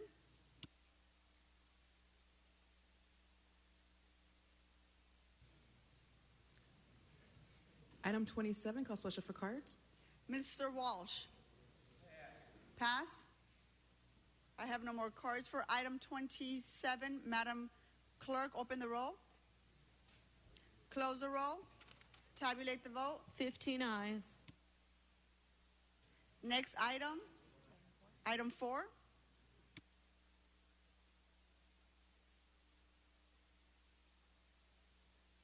Sorry, I made a mistake. Item 6, called special by Mr. Labange. Engineer, members, I just want to ask them in this report, just think about it. I know it's not next year, but think about it. You got parking meters in some of your districts, except Mr. Englander. Do you have any yet, Mr. Englander? Don't have one. But you have some in yours, Mr. Cedillo. And everyone around. You know, Mr. Fuentes, but if you have parking meters and the curbs are bad, in the future, and for the CAO, just as a friendly amendment, Mr. Kretz, you have parking meters, that some of that parking meter money go to fix the curb or sidewalk in that business district where it is. It's a friendly amendment. I need a second.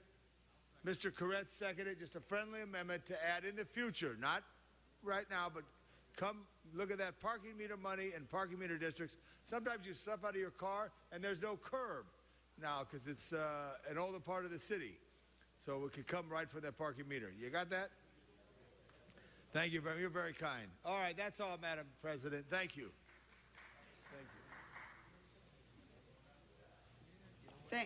Thank you, Mr. Labange. Open the roll. Close the roll. Tabulate the vote. 15 ayes. Sorry.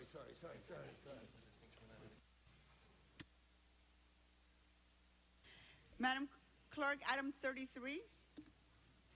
Item 33, call special for cards.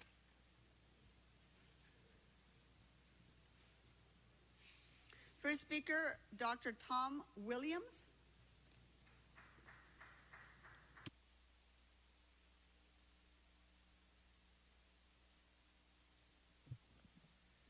Dr. Tom, hello, anybody there? Yeah. Dr. Tom Williams, Sierra Club Water Committee, and a few others. We're basically quite concerned in the San Fernando Valley regarding this project because it's part of a larger issue that the development agreement, it's not been enforced. It's not been monitored. We're now almost 10 years, and we haven't gotten the stuff that was promised to the city of Los Angeles and our Sierra Club San Fernando Valley Task Force. So we're quite concerned with why shortening the period of announcement for a meeting now. Don't you have better planners than that? I would have thought that the project manager for the developer would have been able to schedule everything before now. So I would highly recommend that you do not reduce the schedule for announcement, and that in the time available, 24 days, provide real information and a real schedule of implementation of all of the elements that the developer is supposed to provide to the city of Los Angeles. Thank you. Thank you. Next speaker, Mr. Walsh.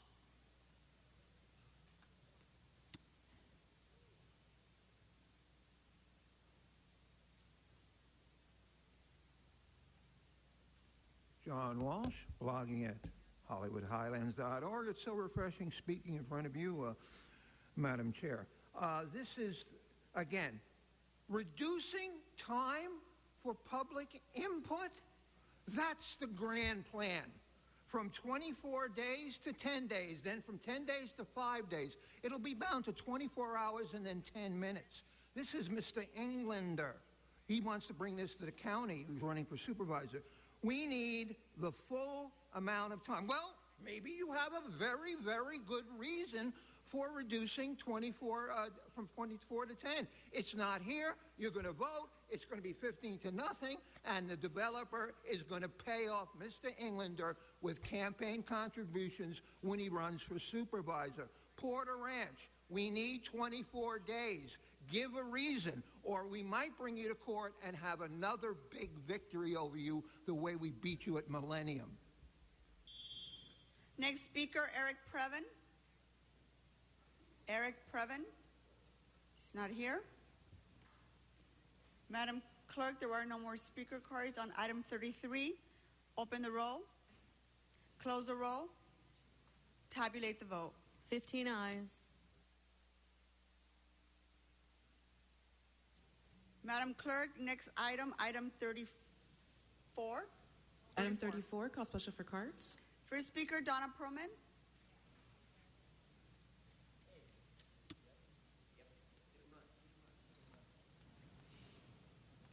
Yeah, we got to have, for the hit and runs, we got to have a maximum penalty for people to do hit and run, because this is not acceptable. Because when a person hits somebody for any reason or other, they have to stop and give assistance.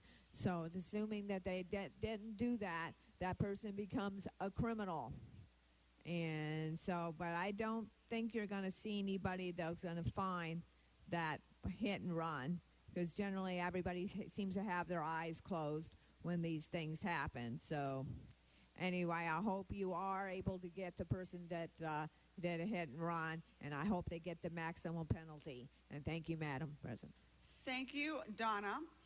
Next speaker, Mr. Hunt. Mr. Hunt, are you here?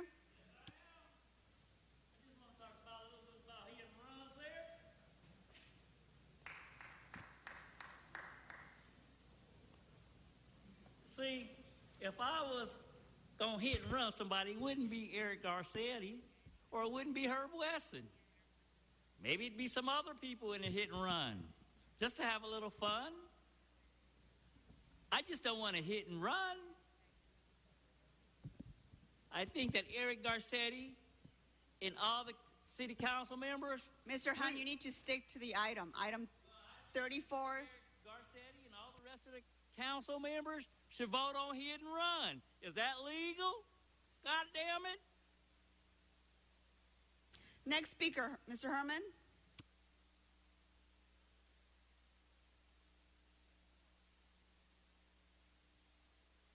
Bender's story is all about what happens in the city of Los Angeles. As you all know what a ADW is, right, Mr. Big Ears? Or anyone who listens regarding the assaults of a deadly weapon crime. But a hit and run in LA is no longer a value of life. It's a value of making $50,000 for the city not to report, Mr. Herb Wesson. Batman wants you to know.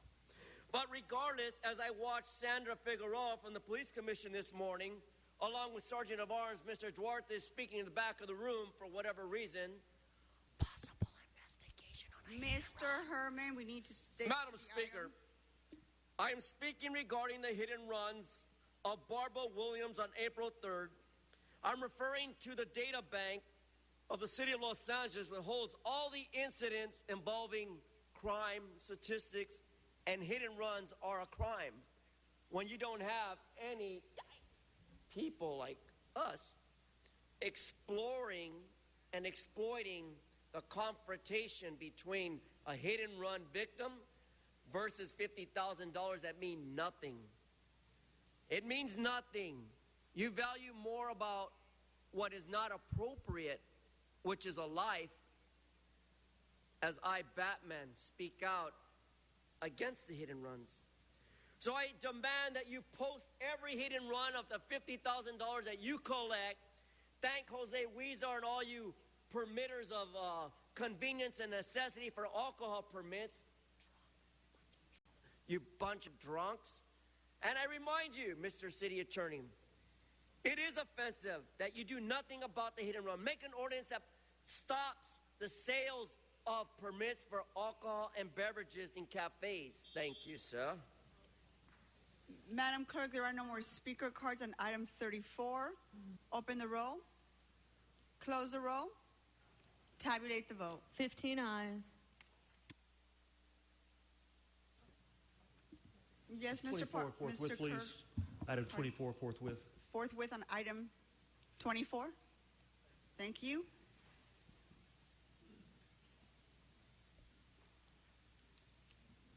Okay, let's move on to public comment.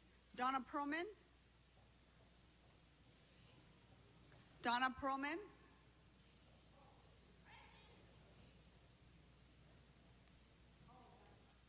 Next, I'm sorry, sir, I called Donna Perlman. Public comment, Donna.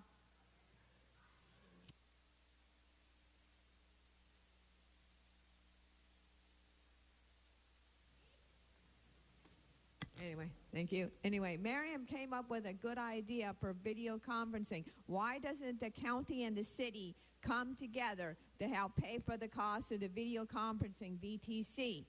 The county will help pay for the video conferencing. You can have a space in Van Nuys City Hall for VTC for the county. So people can come from the San Fernando Valley to be able to speak for both the city and both for the county. And it will help the disabled, Hispanics, which you brought about Cinco de Mayo, to think about the Hispanics over in the valley. And you'll help the blacks and elderly, and from the Santa Fe to speak. You need to advertise it, and we need to bring it back to 1 minute, 2 minutes, sorry. To go away from 1 minute, we need to have it 2 minutes, because 1 minute is just not enough. So, Nuri, please bring back video conferencing, especially if you become Madam President for real. Thank you, Donna. Next speaker, Dr. Tom Williams.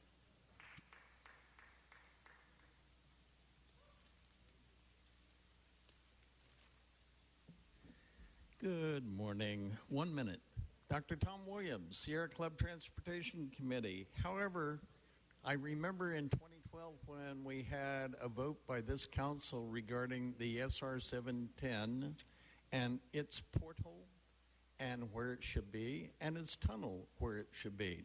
Now we have a problem in that they haven't complied with that resolution in the development of the design for the SR 710 South Portal and the tunnel alignment. It's still in LA, both of them, and we're quite concerned about why the city of Los Angeles doesn't exercise its resolution that forbid the extension of the portal north of Valley Boulevard.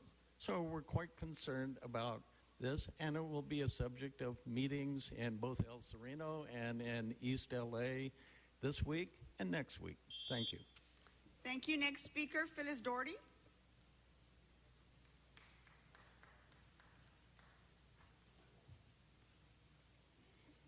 Thank you, honorable members. I hope that Councilman Krikorian and Councilman Blumenfield can listen to this also. In December of 2013, you passed an ordinance that would have threatened all of these small businesses that you're talking about by putting a shelter annex filled with unlimited shelter animals of any breed and any size next to any business. We went to court and we got a decision against you. We got a writ of mandate to stop that. We shouldn't have to do that. Not one person asked even one question in here about this. Animals are limited for safety and for health. It's important. You need to observe this. You're having attacks every day out in the streets. People's animals are being killed and people are being attacked. Tonight, or tomorrow night at 6:30 in the harbor, I hope Councilman Buscaino will be there.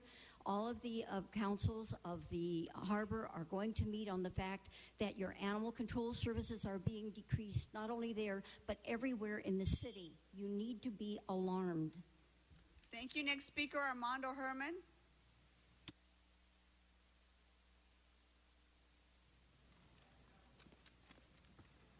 Madam Speaker, I neither seek by bribe to please, thus do I live, thus will I die. When all did so well as I, gaining more, this profit of excess is but to surfeit, and such grief sustain, that they prove LA's bankrupt and misconduct in the poor and rich gain. Some weigh their pleasures by their abuse and lust of waste, their wisdom by neither rape or rage. A page of a deficit under the badge of LAPD and this council's shoe. Learn from Baltimore, learn from Baltimore. Don't be a racist, don't be a hypocrite. Look at me, because I'm a bat in wings. I say to all of you, woof, woof, is what the dogs are barking for. Stop harassing animals and leave us bats alone. I got a trick. The sergeant of Barnes Duarte fell off the back of a truck with me. Next speaker, Eric Previn. Eric Previn, not here. Next speaker, Mr. Walsh.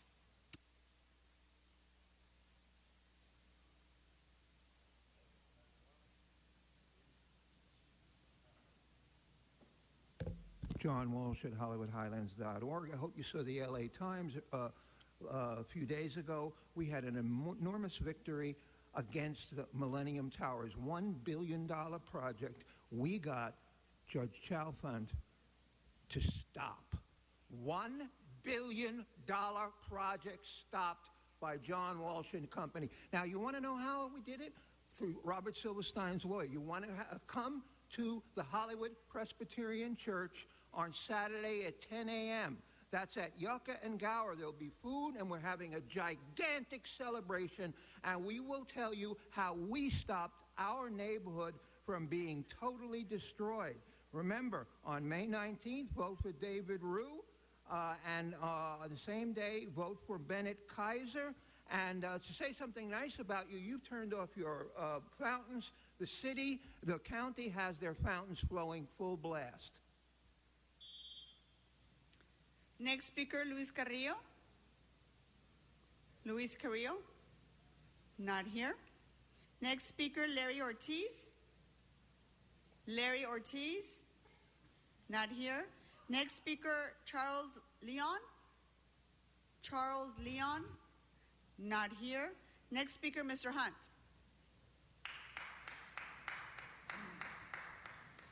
Now, let's get down to business, folks. The reason why I'm here is a thing called the 4215. They have arrested me and taken all my equipment. I'm going to be living down here every day, Tuesday, Wednesdays, and Fridays. I got 10 KKK outfits already made. See, when you go mess with somebody's job, that's a no-no. And we've already learned that once, twice, and 3 times. See, I don't come down here fucking with you guys' job, and you guys don't go down there fucking with my job.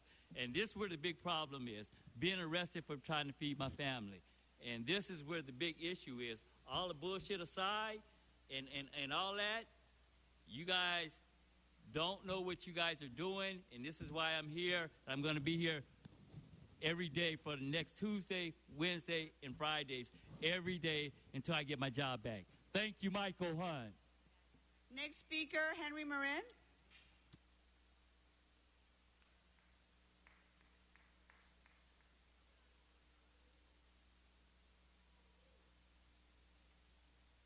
As you know, I keep praying for the people who keep praying on me. And I want to thank Ms. Musciano for showing us how our government, how we get shit done with government shelter dollars by Car City shelter dollars, and how the people in the valley are all fairly funded. None of them are paid from the general fund, and they've all been employed past 5 years. There's not one plumber in the valley who's permanent other than me when I left Lebanon in 2011. So you can't hide the money because he told you where to. 1121 funds, 1120 funds went to the union, and you took 10% of the remainder of 70%, because 30% of 300,000 is 90,000, and 70% of 300,000 is 210,000, and you're going to take 210 as 21,000. You're going to skim off the top. Thank you.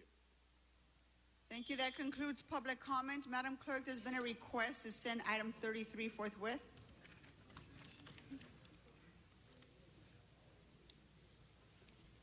Madam Clerk, what's before us? Council has motions for posting and referral. Posted and referred. That clears the desk. Members, any announcements? Mr. Krikorian. Thank you, Madam President. I just wanted to remind department heads and other staff members who are assigned responsibility for Budget Committee reports that their deadline is the end of business today. Their absolute drop-dead deadline, with no exceptions, is the end of business today. And we will be considering those memos beginning tomorrow. So again, everyone who's assigned a report, if it wasn't clear, no report can be submitted after at the end of business today. So I hope everybody is busily at work completing those reports so that we can consider them as a committee tomorrow. Thank you, Mr. Krikorian. Any other announcements, Mr. Bonin? Yeah, I just want to say to any of the general managers who are listening, Mr. Krikorian means business. That's right, and we appreciate that. Any other announcements, members? Please stand for adjourning motions.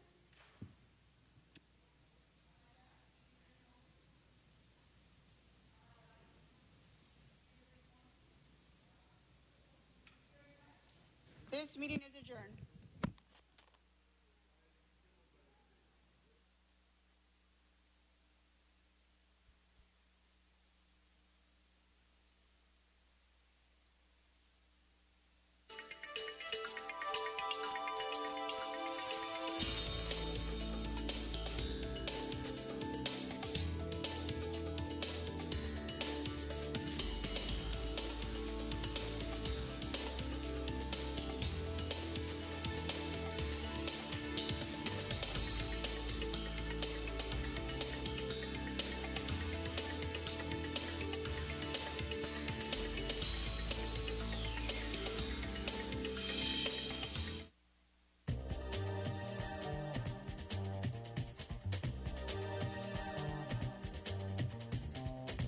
You're watching LA City View, Channel 35.